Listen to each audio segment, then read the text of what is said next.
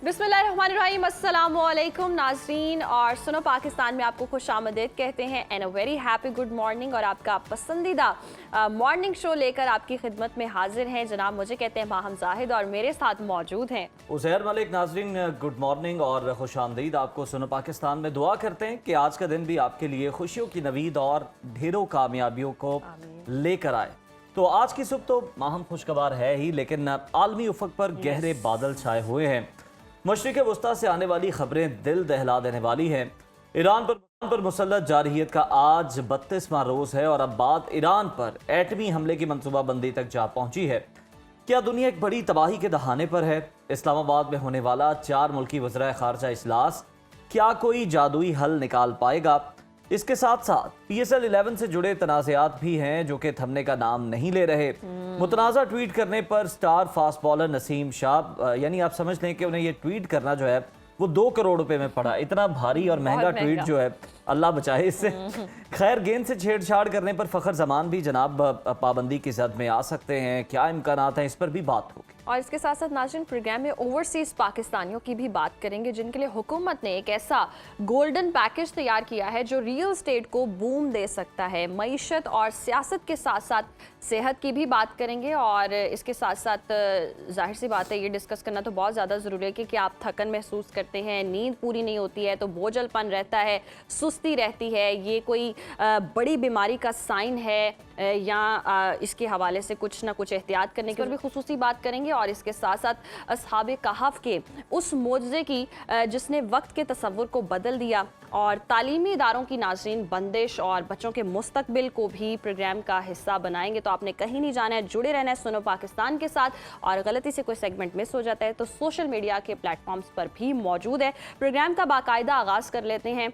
Iran पर जी मुसल्लत जंग का आज 32वां रोज़ है और अहदाफ में नाकामी के बावजूद अमरीकी सदर डोनाल्ड ट्रंप पर एतमाद है कि वो जंग जीत रहे हैं। और ट्रंप ने अपना हुर्मस खोलने के लिए 48 घंटे की नई डेडलाइन भी दे दी है, जबकि दूसरी तरफ अक़वाम मुत्तहिदा के एक सीनियर सिफारतकार ने इस्तीफ़ा देते हुए ये इंकशाफ किया है कि तेहरान जैसे 1 करोड़ आबादी वाले शहर पर जौहरी हथियारों के इस्तेमाल की प्लानिंग की जा रही है। तो क्या हम वाकई एक ऐसी आलमी तबाही की तरफ बढ़ रहे हैं जहां हंसते बसते जो ख़ानदान है और मासूम बच्चे हैं वो डोनाल्ड ट्रंप और नेतन्याहू की सियासी अना की भीड़ चढ़ने जा रहे हैं। और सूरत हाल इस कदर संगीन है कि अमरीकी इत्तेहादी ऑस्ट्रेलियाई वज़ीर आज़म भी सदर ट्रंप से जंग के असल मकासद पर वजाहत मांग रहे हैं।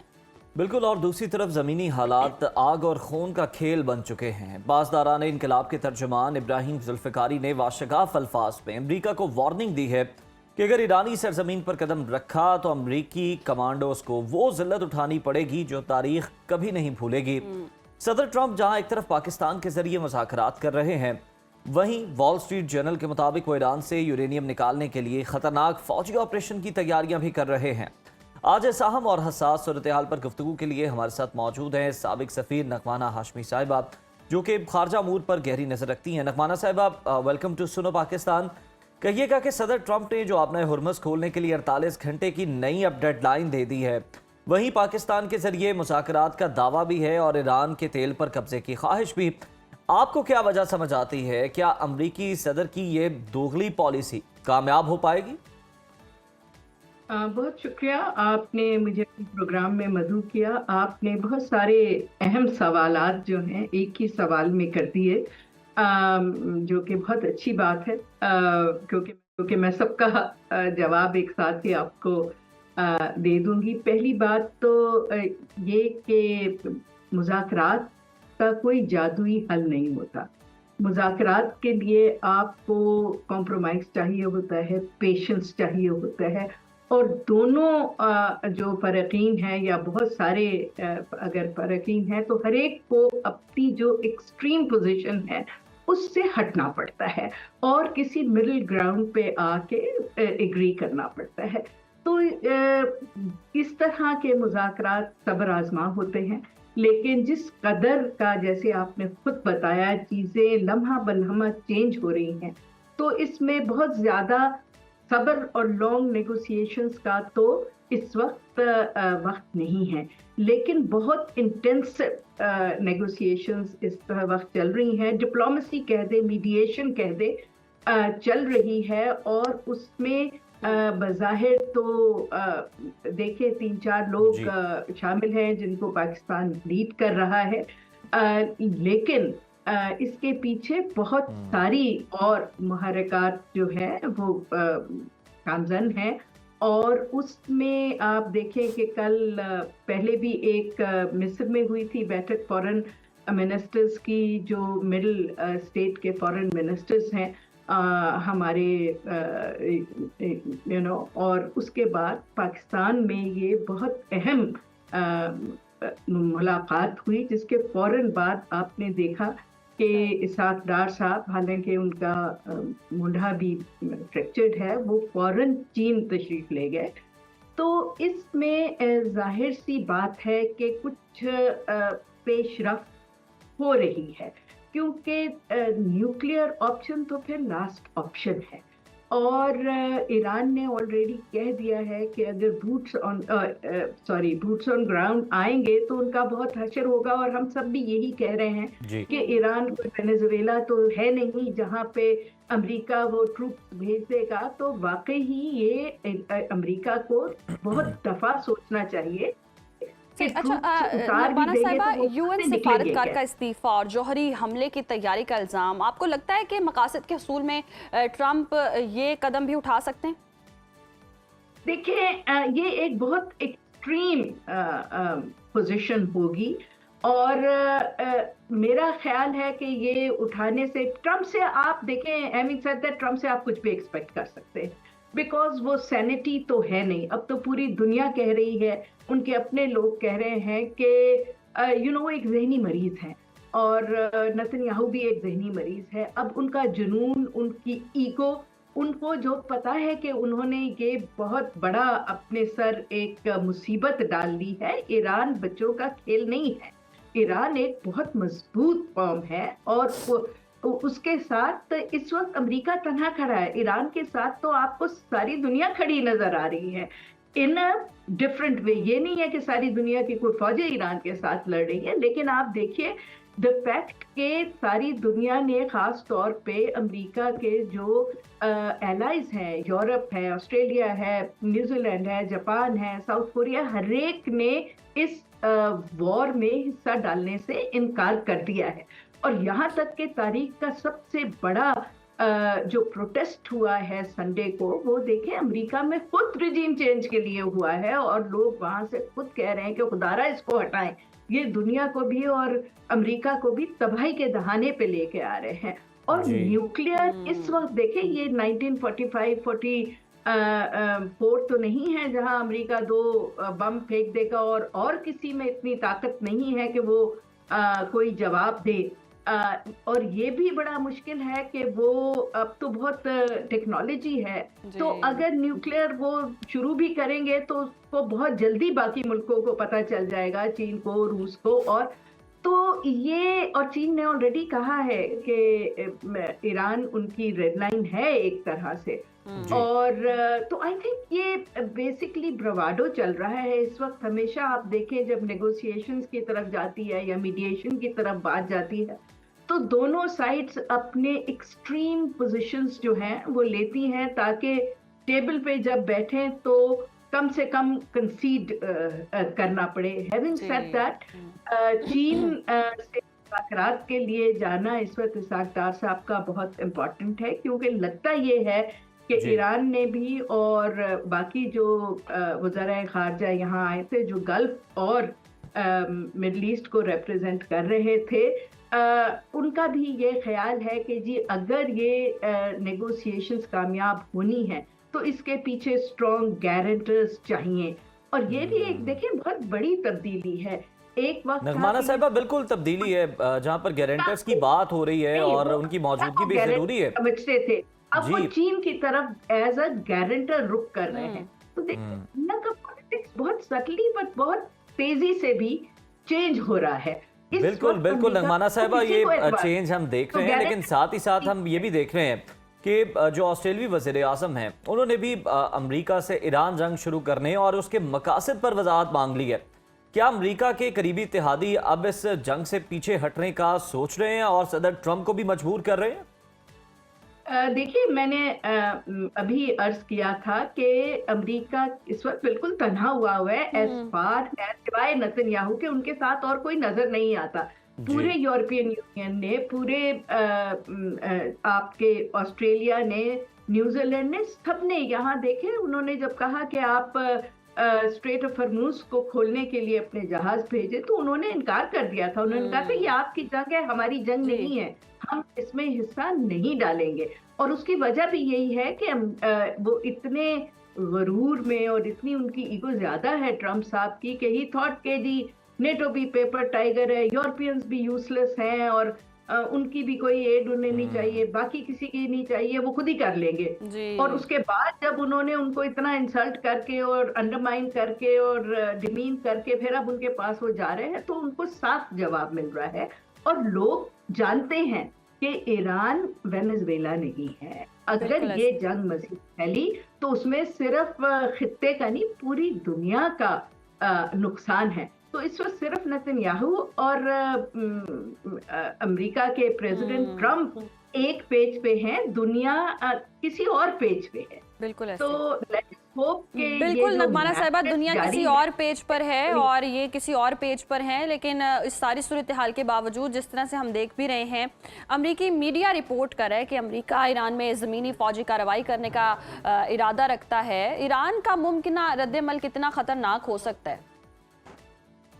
देखें, जब एग्जिस्टेंशियल अगर आपको थ्रेट हो और आपको बिल्कुल हर तरफ से दीवार पे के साथ लगा दिया जाए तो फिर जाहिर सी बात है कि हर मुल्क का वो राइट भी बन जाता है कि वो एवरी पॉसिबल मींस से उसको काउंटर करे। और आई एम श्योर कि ईरान भी यही करेगा। बट देखें, वेस्टर्न मीडिया तो वही कहेगा ना, और ख़ास तौर पे अमेरिकी मीडिया तो वो मतलब उस पर क्रिटिसाइज भी कर रहा है वो बहुत ओपनली। बट जो ट्रम्प साहब कह रहे हैं वो उसको रिपोर्ट तो करेंगे। बट न्यूक्लियर तक बात जानी ये बहुत भयानक साबित होगी पूरी दुनिया के लिए। तो लेट अस होप कि मामलात उस तरफ ना जाए। बिल्कुल उम्मीद रखनी चाहिए कि मामला दूसरी तरफ ना ही जाएं तो बेहतर है। नगमाना साहिबा, जिस तरह से अमेरिकी मीडिया का भी आप हवाला भी दे रही थी अपनी गुफ्तगू में, अमेरिकी मीडिया ये भी रिपोर्ट कर रहा है कि अमेरिका ईरान से यूरेनियम निकालने के लिए ऑपरेशन पर काम कर रहा है। बूट्स ऑन ग्राउंड का असल मकसद ये है। क्या समझती हैं आप, ये कितना प्रैक्टिकल हो सकता है? ये देखिए ना, क्रिसमस ट्री पे लटका हुआ एक कोई गिफ्ट का पैकेट तो नहीं है कि सीडी उतार लेंगे। ये बहुत मुश्किल काम है और अगर वो समझते हैं कि वो ये कर लेंगे तो मेरा ख्याल है ये उनकी खाम ख्याली है। ईरान ने अपना 20 साल से इस जंग की तैयारी की हुई है और वो उनके जो स्ट्रैटेजी है और वो ब्रिंकमैनशिप के भी बहुत बादशाह हैं। ईरान से इस तरह जाके और उनके घर में घुस के यूरेनियम निकालना ये फेरी टेल नहीं है। ये बहुत बड़ी कीमत अदा करनी पड़ेगी अमेरिका को और मेरे तो ख्याल में पॉसिबल है ही नहीं। तो जैसे कहते हैं ना कि जुल्म जब हद से गुजरता है तो मिट जाता है, तो मुझे तो यही लग रहा है और पिछले 2.5 साल से मुझे यही लग रहा है जब से हमास ने इजराइल पे अटैक किया था और ये शो किया था कि वो इनविंसिबल नहीं है, उस वक्त से ये बिगिनिंग ऑफ द एंड अब शुरू हो गया है। Already economically, technologically, politically America जो है वो अपनी ज़ेनत पे पहुंचने के बाद नीचे की तरफ आ रहा है और अब तो लगता है कि डोनाल्ड ट्रंप ने उसको एक्सपेडाइट कर दिया है और उनकी पॉलिटिकल स्ट्रेटेजिक क्रेडिबिलिटी और वो जो उनका था कि वो अपने पार्टनर्स को एक सिक्योरिटी अम्ब्रेला प्रोवाइड कर सकते हैं, वो मिथ भी ब्रेक हो गई है। तो मुझे तो लगता है ये सब कुछ बिगिनिंग ऑफ द एंड है।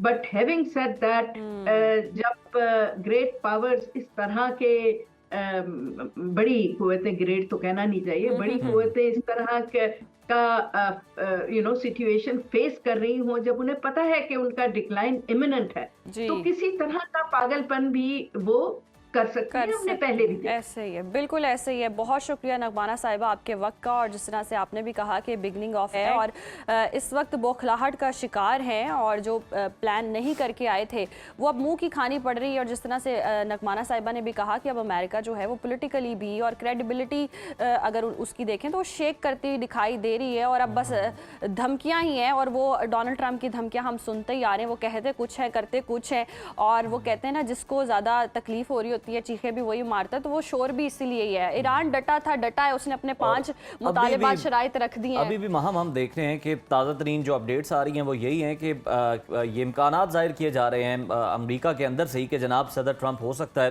कि आप नाए हुर्मुज़ खुलवाए बिना ही इस जंग को बंद कर दें, क्योंकि वो भी अब समझ रहे हैं, उन्हें भी ये रिपोर्ट्स मिल रही हैं कि ये कोई प्रैक्टिकल अप्रोच नहीं है कि आप नाए हुर्मुज़ खुलवा लें या फिर बूट्स ऑन ग्राउंड करें या फिर आप ईरान से यूरेनियम उठा लें। ये वेनेजुएला नहीं है, इसके नताइज बहुत ज़्यादा संगीन होंगे, और अगर वहाँ पे कोई अमेरिकन जो फ़ौजी हैं वो हलाक हो गए तो उसकी कीमत बहुत भारी जो है वो ना सिर्फ ट्रंप को बल्कि उनकी जमात को भी उठानी पड़ सकती है। तो लगता है कि कोई प्रैक्टिकल अप्रोच जो है वो समझ आ रही है उन्हें कि ये कितना मुश्किल काम है। तो अब ये इम्कानात भी हम सुन रहे हैं। अलबत्ता 6 अप्रैल तक जो है वो हमले रोकने का जो ऐलान है वो किया गया है, तो देखते हैं कितना अमल दरामद उन पर किया जाता है और आने वाले दिन क्या बेहतरी की नवीद सुनाते हैं। अभी प्रोग्राम में ब्रेक शामिल करते हैं, स्टे विद अस।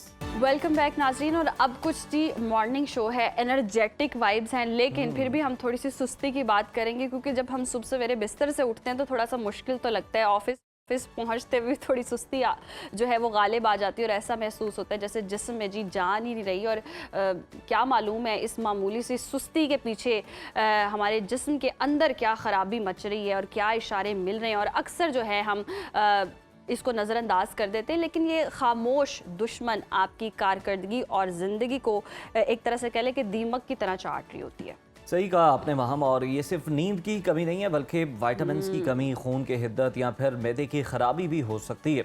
तो आज इसी अहम मौजू पर रहनुमाई हासिल करते हैं। हमारे साथ स्टूडियोज में मौजूद है माहिर हकीम अताउर रहमान साहब, और उन्हीं के पास चलते हैं। हकीम साहब आपको खुश आमदीद कहते हैं सुनो पाकिस्तान में। हकीम साहब, जिस तरह से माहम ने शुरू में कहा कि हम तो बिस्तर को छोड़ते हैं सुबह, लेकिन बिस्तर हमें नहीं छोड़ता ये सुस्ती क्यों हम पे गालिब आ जाती है, इसकी वजूहात क्या है, पहले इसको डिस्कस करते हैं। जी बिस्मिल्लाहिर्रहमानिर्रहीम। सुस्ती की बहुत सी वजूहात हैं, जो हमारे असाब वीक हो जाते हैं, असाबी कमज़ोरी होती है, उसमें भी सुस्ती हो जाती है। सही। विटामिन डी की कमी हमारी सुस्ती का बहुत बड़ा बायस है। इसी तरह हमारी बॉडी में जब लिपिड्स लेवल बढ़ जाते हैं, कोलेस्ट्रॉल बढ़ जाता है, खून गाढ़ा होना शुरू होता है, ब्लड सर्कुलेशन नहीं रहती, तो हमारी बॉडी थकी थकी रहती है। चौथे नंबर पे जिन बच्चे या बच्चियों में एनेमिक इश्यूज हो, खून की कमी हो, वो भी सुस्ती का बायस होते हैं। अच्छा। 5वें नंबर पे थायराइड की कमी। अच्छा। हाँ, हाइपो। अच्छा अच्छा अच्छा। हाइपो थायराइड्स में भी हमारा पूरी बॉडी में फटीग रहती है और हमारा दिल ही नहीं करता कि उठ के कोई काम कर लें। सही। और 6ठे नंबर पे कोई ऐसी ऑटो इम्यून डिजीज़ या कोई ऐसी ख़तरनाक बीमारी, आप मिसाल के तौर पे कैंसर है या कोई ऐसी ऑटो इम्यून डिजीज़ में आप मुब्तला हैं, उसमें आपकी बॉडी में बहुत फटीग होती है, यानी इम्यूनिटी नहीं बिल्ड हो पाती।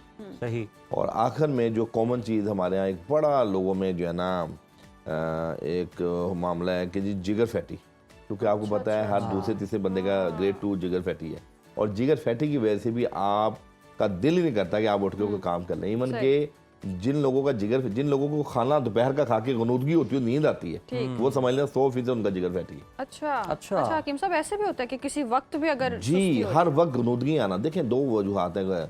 कुछ लोग हैबिचुअली किताब पढ़ रहे हैं, मूवी देख रहे हैं, वो 5 साल में सो जाते हैं। अच्छा, उसमें 2 वजूहात हैं। एक तो मरूसी तौर पे अगर कोई उनके अंदर ये आदत है, दूसरा जिगर उनका फैटी होता है, तीसरा उनमें जो अगर नुक्स होगा एमोनिया लेवल बढ़ने का खर्चा होता है। यानी कि क्रॉनिक कॉन्स्टिपेशन की वजह से आपकी बॉडी में एमोनिया बढ़ता है, और एमोनिया क्या कहता है, जब वो आपको उससे वर्टिगो भी होता है, चक्कर भी आते हैं और गनूदगी भी होती है, और आप बस दिल करता है जहाँ हैं बस वहीं बैठ रहे हैं, कोई आवाज़ भी दे दो ना आप साकत रहते हैं। अच्छा, इसके अंदर जो एक अहम नुक्ता है जी, तमाम जो मैंने रीज़न बताई हैं उस रीज़न के मुताबिक जब आपको दवाई मिलेगी ना, तो एग्जैक्ट ऐसे ही होगा जैसे आपकी बॉडी ने सोने का गुश्ता खाया। अच्छा। देखें, अब एक बंदा हमारे यहाँ बहसियत मजमूई जब कमजोरी होती है तो हम ये कहते हैं हमारे पट्टे कमजोर हो गए, तो जनाब इन्होंने खमीरा खिला दो, इन्होंने जनाब दुनिया का नट्स खिला दें, वो फिर भी नहीं ठीक हो रहे होते। वजह ये होती है कि उनके अंदर जो कमजोरी की वजह है, रीजन अब कोई और है। वो कोई और जैसे आपने भी मल्टीपल रीजन, मैं आपको बताऊं, जिगर फैटी होगा तो आप दुनिया की महंगी से महंगी मल्टीविटामिन खा लें, मिनरल खा लें, जब तक एंटी इन्फ्लेमेटरी दवाई नहीं खाएंगे। अच्छा हकीम साहब ये भी बता दें बरसबीले तस्करा कि ये जो फैटी लीवर होता है, लोग वैसे देखने में बड़े स्मार्ट होते हैं, को पेट लटका नहीं हुआ, लेकिन हम देखते हैं कि सीने से बिल्कुल नीचे से उनका जो पेट है उसमें कोई उभार है, तो ये भी फैटी लीवर की निशानी होती है? जी, फैटी लीवर की 2-3 निशानियां हैं। एक तो फैटी लीवर वाले को भूख नहीं लगती, दूसरा नहीं लगती। सही।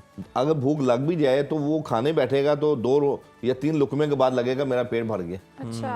और तीसरा फैटी लीवर वाला जो है ना, हर वक्त उसका पूरी बॉडी उसकी नॉर्मल होगी और उसका जो टमी, उसका पेट है ना, वो बाकायदा एक्सपोज होगा। अच्छा। और चौथा, अगर वो खाना अपनी मरगूब गदा खा भी लेगा ना, तो वो खाना आम लोगों की तरह जो 3 घंटे में हजम होता है उसको 5-6 घंटे में ले जाएगा हजम। अच्छा, और उसके वो डिकार आते रहेंगे। सही। बता मैं ये रहा था असाबी कमजोरी के वाले से, वो आप महंगी से महंगी मल्टीविटामिन मिनरल ले लें, जब तक आप जीरा सफेद नहीं लेंगे, यानी वो जिगर की सलाह करेगा। जीरा सफेद आपने भिगोना है फैटी लीवर के लिए। हाँ जी, हाँ जी, आपने 1 चम्मच बड़ा या टीस्पून या टेबल स्पून बेड टाइम पे 1 गिलास पानी में भिगो दें और सुबह छान के भून के पी लें। ठीक है सर, आप 5-7 दिन बाद अगर जिगर फैटी की वजह से आपको कमजोरी है, फैटीग है, तो वो फौरी ठीक हो जाएगी। कोई गर्म पानी की जरूरत नहीं, ठंडे पानी में हाँ भी जी, चाहे आम आप पानी उसको में स्टेन करके पी लें। नो, उसमें कोई उसमें डिटॉक्शन नहीं बनाना, उसको आपने खसांदा लेना है। ठीक है। इसी तरह अगर विटामिन डी की कमी की वजह से है तो आपने वो मैं अक्सर वो बताता हूँ, रोगने बादाम के अंदर आप इंजीर और कुछ पिस्ता डिप करके रख दें, 7 दिन का अमल होता है, 7 दिन में आपकी विटामिन डी पूरा हो जाता है। अच्छा। इसी तरह आप लोबिया लें, आप बादाम लें, आप वैसे विटामिन डी की कोई ले सकते हैं अगर आपको विटामिन डी की वजह से। इसी तरह अगर आपको असाबी कमजोरी है तो उस सूरत में आपको अपनी डाइट का ख्याल रखना है। जैसे काले चने हफ्ते में 1 दिन 2 दिन लें। प्रोटीन लेनी है आपने जो आपको सूट करती है प्रोटीन। कईयों को मटन सूट करता है, कईयों को बीफ भी सूट करता है, कईयों को चिकन सूट करता है। जो आपके हेल्थ के लिए या आप जिसको खुशगवार आपकी बॉडी समझती है वो आप प्रोटीन लें। सही। गर्मी में भी नट्स लेने चाहिए। कुछ नट्स ऐसे हैं जो गर्मी में भी ले सकते हैं आप। मिसाल के तौर पे बादाम है, पिस्ता है, अखरोट है और ये जो आपका है इंजीर है। और एक हमारे पास और ज़बरदस्त चीज़ है जिसको हम जरिश कहते हैं। रेड कलर के वो छोटे छोटे काली मिर्च की तरह दाने होते हैं, खट्टे मीठे। वो आपकी जिगर की भी इस्लाह करते हैं। और जिन लोगों को एनीमिया, खून की कमी की वजह से असाबी कमजोरी होती है, वो जरिश का इस्तेमाल करें। अच्छा। वो कलेजी का बना के छोट मटन की जो कलेजी है उसको आप ज्यादा इस्तेमाल करवाएं। उनको आप सुहांजना दे सकते हैं, मोरिंगा, मुनक्का भी। हाँ, मोरिंगा और मुनक्का भी दे सकते हैं, खून बनाने के लिए। साले खून बनाता है। तो मैं ये बताना चाहता हूँ कि असाबी कमजोरी की या फैटीग की एक वजह नहीं है, बहुत सी वजूहात हैं। एक मुआलिज, एक डॉक्टर ही उसकी डायग्नोस करने के बाद जो चीज रिकमेंड करेगा वो तेरे बहादुर साबित होगी। अच्छा हकीम साहब, ऐसे भी होता है कि समटाइम्स ना जब हम सुबह उठते हैं तो नाश्ता करने का दिल नहीं करता, या अगर बहुत हुआ भी है थोड़ा बहुत खा लिया या खाए बगैर ही चले गए और फिर वो पूरा दिन सुस्ती रहती है, या फिर ताखीर से नाश्ता करना, ये क्या वजह है? क्या जिसमें ऐसी तब्दीलियां ये भी होता है, खाने का दिल तो कर रहा है लेकिन बनाने का दिल नहीं कर रहा। नहीं, बनाने के देखिए, खाने का भी दिल कर रहा है, बनाने का भी दिल कर रहा है। अब गैस नहीं आएगी तो अब वहाँ क्या करेंगे? आजकल तो यही चल रहा है। आप लगता है बिना नाश्ते के आए हैं। नहीं, कल मेरे साथ ये एक्सपीरियंस हुआ है कि मैं एक चैनल पे गया हूँ, घर से भी नहीं चाय मिली, चैनल पे गया, उन्होंने भी कहा गैस नहीं आ रही, तो वो अब यही हुआ कि मैं शाम तक भूखा ही रहा हूँ। अच्छा, बहर का ये कि जो सुबह के टाइम एक चीज़ बताऊं कि जो नाश्ता है ना, अल्लाह रब्बुल इज़्ज़त ने जितने भी खाने हैं ना उसमें एक वाहिद ब्रेकफास्ट है जो जुज़े बदन बनता है। अच्छा। और आपकी खाई हुई ग़िज़ा, आपको भूख लगे या ना लगे, नाश्ता आपने लाजमी करना है। चाहे आप 2 खजूर खा लें, ठीक है, चाहे आप आज चटांग दही ले लें, चाहे आप जो है वो एक एग ले लें, साथ ब्रेड ले लें, नाश्ता आपने करना है। और अगर नहीं भी दिल कर रहा, अगर आपकी तबीयत भारी बोझ है तो आप जौ का दलिया ले लें, ठीक है, तलबीना ले लें, बहुत लाइट सी ग़िज़ा है और जो आपकी तबीयत को भारी बोझ भी नहीं करेगी और आपकी बॉडी को एनर्जी भी दे देगी। मसला ये है कि जब हम नाश्ता 4-5-6 घंटे डिले करते हैं, वहाँ हमारी न्यूट्रिशन डेफिशिएंसी होती है और हमारे असाब कमजोर होते हैं और जिस्म बुढ़ापे की तरफ जाते हैं। जो लोग नाश्ता नहीं करते वो जल्दी बूढ़े हो जाते हैं। अच्छा, एब्सोल्युटली, ये बात अंडरस्टूड है। आप बच्चों को नाश्ता, आप बच्चे देख लेना, जो बच्चे नाश्ता करके नहीं जाते उनमें चिड़चिड़ापन आता है। स्कूल से आते हैं, रो रहे हैं, चीख रहे हैं, उसकी माँ बाप को वजह। और इसी तरह बच्चे की भूख अगर लग रही है और माँ ने अगर कोई 10 मिनट, आधा घंटा उसका दूध या उसकी खुराक लेट हो गई है, वो बच्चा कैसे चीखता है, चिल्लाता है। मैं ये समझता हूँ कि इंसान के अंदर के जो हार्मोन्स हैं, इंसान के अंदर की जो न्यूट्रिशन डेफिशिएंसी की वजह से जो चीज़ें बैलेंस होती हैं, उनके लिए बर वक्त अल्लाह ने एक निज़ाम रखा, अल्लाह का एक मैकेनिज़्म है। दिन अल्लाह ने काम के लिए बनाया, रात अल्लाह ने आराम के लिए बनाई है। तो जब हम नेचुरली मैकेनिज़्म के मुताबिक डाइट लेंगे, औकात के ऊपर खाना खाना और बदपेजी से बच के खाना खाना, आपको एक सेहत का इसमें अहम राज पोशीदा है। नाश्ता अगर आप अच्छा कर लें और नाश्ता आप कर लें तो वो जुज़्व बदन बनता है। इसी तरह कहा जाता है कि आप 8 बजे से पहले पहले जो मर्जी खा लें, वो ठीक है, इतदाल के अंदर रहते हुए, तो वो आपके लिए ठीक है, लेकिन उसके बाद आप कोशिश करें कि ना खाएं। सर मैं प्रैक्टिकल लाइफ की बात करूं तो जो लोग जॉब वाले, हर बंदे की अपनी रूटीन, एब्सोल्युटली, देखें मैं यही हमसे अक्सर ये सवाल होता है कि नाश्ता किस टाइम किया जाए। अगर तो हम गांव देहात में रहते हैं तो हमें फजर के बाद जब उठते हैं तो उसी टाइम नाश्ता कर लेना चाहिए, उसके बाद सोना नहीं चाहिए। गांव देहात लोगों की जो रूटीन है वो मगरिब के बाद सो जाते हैं या ईशा के बाद सो जाते हैं। हम लोग जितने भी जल्दी सोए तो हमें 11 से 12 तो बज जाते हैं। अगर आप सुबह 7-8 बजे, वो लोग जो ऑफिस गोइंग हैं या स्कूल गोइंग है या जो लोग जॉब करते हैं, उनके लिए तो डेफिनेटली 8-9 बजे नाश्ता हो जाएगा। लेकिन मैं ये कहता हूँ जो बिजनेस कम्युनिटी रात का जो सुबह का नाश्ता है वो दोपहर के खाने के टाइम खा रहे हैं, ये जुल्म है। उनके लिए मैं थोड़ी गुंजाइश दे सकता हूँ कि वो 9 और 10 के दरमियान अगर नाश्ता कर लेंगे तो फिर भी इंशाल्लाह उनका स्टमक भी हेल्दी रहेगा, उनकी इम्यूनिटी भी ठीक रहेगी और वो नाश्ता। ये तो आपने गुंजाइश निकाल ली, कोई ये ना वो करें कि हमने घर जाके ही खाना है, 9-10 बजे खा लें। और जो बेचारे नाइट शिफ्ट करते हैं उनके बारे में, नाइट शिफ्ट करने वालों के असाब जल्दी कमजोर हो जाते हैं, उनका मैदा कमजोर हो जाता है और बगैर खाए उनका जिगर भी फैटी हो जाता है। तो फिर क्या करें, जॉब भी करनी जी, बस ये देखें, ये एक मुजाहिदा है, ये एक अल्लाह इसका अजर देगा जो मजबूरी की हालत में रात को, खासकर हमारे पास जो चौकीदार आते हैं या रात की जिनकी। हकीम साहब, लास्टली मैं आपसे ये जानना चाहता हूँ, वक्त चूंकि थोड़ा कम है, आपने जिस तरह बड़ी अच्छे तरीके से बताया कि क्या क्या रीजंस हो सकती हैं और आपकी बॉडी भी आपको बता रही होती है, तो ये बताएं कि कोई अगर अंदाज़ा लगाना चाह रहा है कि मुझे सुस्ती नकाहत है और आपने कहा कि जनाब आपको डायग्नोज करना है कि आपको किस वजह से है, तो वो कैसे कर सकता है हर कोई? जी बिल्कुल, देखें 2-3 वजूहात हैं। नंबर 1, जिस सुस्ती के अंदर आपकी बॉडी में पेन होंगी तो आप विटामिन डी की कमी की वजह से असाबी कमजोरी होगी। ठीक है। जिस सुस्ती की वजह से आपको खाने के बाद ब्लोटिंग होगी, यानी कि खाना खा के आपको तबीयत भारी बोझिल होती है, तो आप समझ लें आपके जिगर फैटी की वजह से आपको फैटीग हो रही है। कुछ ऐसी सुस्तियां हैं जिसकी में आप की बॉडी बिल्कुल नॉर्मल है, आपकी स्किन भी ठीक है और आपका वेट कम हो रहा है। अच्छा। तो उस सूरत में आपको थायराइड की कमी भी साबित है, यानी कि जिसमें आपका वजन भी कम हो। और एक जो आम कॉमन सुस्ती है जिसमें आपके असाब हर वक्त थके थके रहते हैं, वो आप उस जो आम असाबी कमजोरी है उसकी सबसे बड़ी निशानी है कि आप 8 आवर्स नींद पूरी करते हैं, आप पूरी भरपूर रात नींद लेते हैं और सुबह आपका उठने को दिल नहीं करता। इसका मतलब आपके असाब को आपकी न्यूट्रिशन नहीं मिली। आपको विटामिन डी की कमी है, आपको कैल्शियम की कमी है, आपको मैग्नीशियम की कमी है, आपको जिंक की कमी है।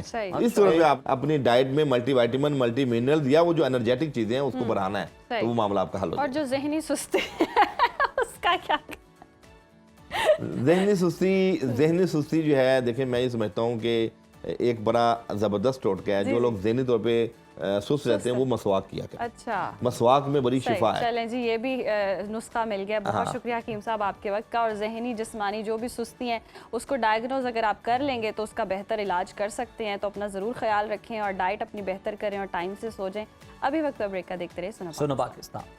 एक बार फिर से प्रोग्राम में आपको खुशामदीद कहते हैं। नाज़रीन, ज़रा तसव्वुर करें कि आप एक ऊंची इमारत पर खड़े हैं और आपकी घड़ी ज़मीन पर मौजूद शख्स से तेज़ चल रही है। ये कोई जादू नहीं बल्कि कायनात की वो हकीकत है जिसे आइंस्टाइन ने थ्योरी ऑफ रिलेटिविटी कहा था। लेकिन आज से 1500 साल पहले कुरान पाक ने असहाबे कहफ के वाक़े में वक्त के इस फैलाव, टाइम डायलेशन का जिक्र कर दिया था। वो गार जहां 300 से ज़ायद साल गुजर गए, लेकिन वहां मौजूद नौजवानों के लिए ये सिर्फ चंद घंटे थे। और आज की मॉडर्न फिजिक्स टाइम बबल और ब्लॉक यूनिवर्स की बात करती है, जो हमें समझाती है कि वक्त कोई मुस्तकिल चीज़ नहीं बल्कि इसे मोड़ा और रोका भी जा सकता है। इसी ईमान अफरोज़ और साइंसी मवाज़ने पर बात करने के लिए हमें ज्वाइन किया है असिस्टेंट प्रोफेसर और सरबराह शुबा management sciences Swabi university doctor Mohammad Sufiyan साहब ने। डॉक्टर साहब, वेलकम टू सुनो पाकिस्तान। बहुत शुक्रिया आपके वक्त का। कहिएगा कि सबसे पहले तो आपसे जानना चाहेंगे कि तसव्वुर वक्त को लेकर फिजिक्स आज किस मकाम पर है? कुरान पाक ने सदियों पहले हमें इस नज़रिए को समझने में किस तरह से मदद दी है? Thank you very much.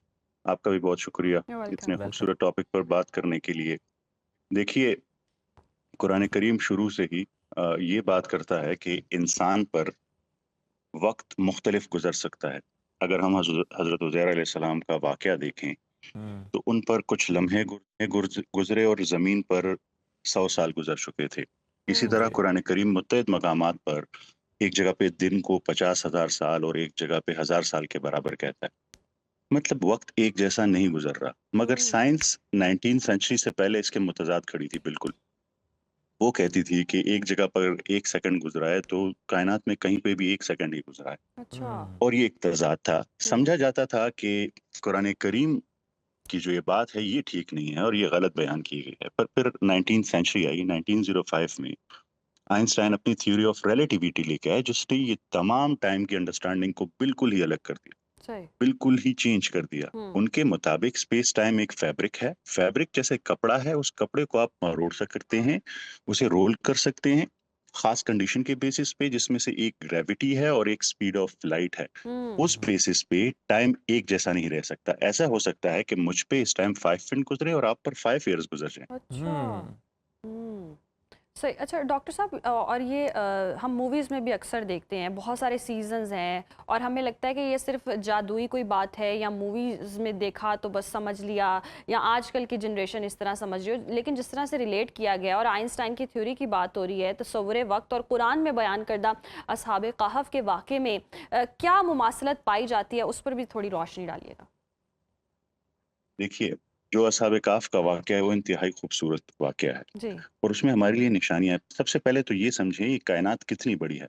अगर हम अपनी गैलेक्सी का सिर्फ ट्रैवल करना चाहें और अगर हम स्पीड ऑफ लाइट से जाएं, स्पीड ऑफ लाइट इतनी तेज है कि हम जमीन के गिर्द 1 सेकंड में 7 चक्कर लगा सकते हैं पूरी जमीन के गिर्द। तो अगर हम उस स्पीड ऑफ लाइट से जाएं 3 लाख किलोमीटर फी सेकंड की रफ्तार से, तो हमें सिर्फ अपनी कायनात को 1 लाख लाइट ईयर लगेंगे, 100,000 लाइट ईयर्स।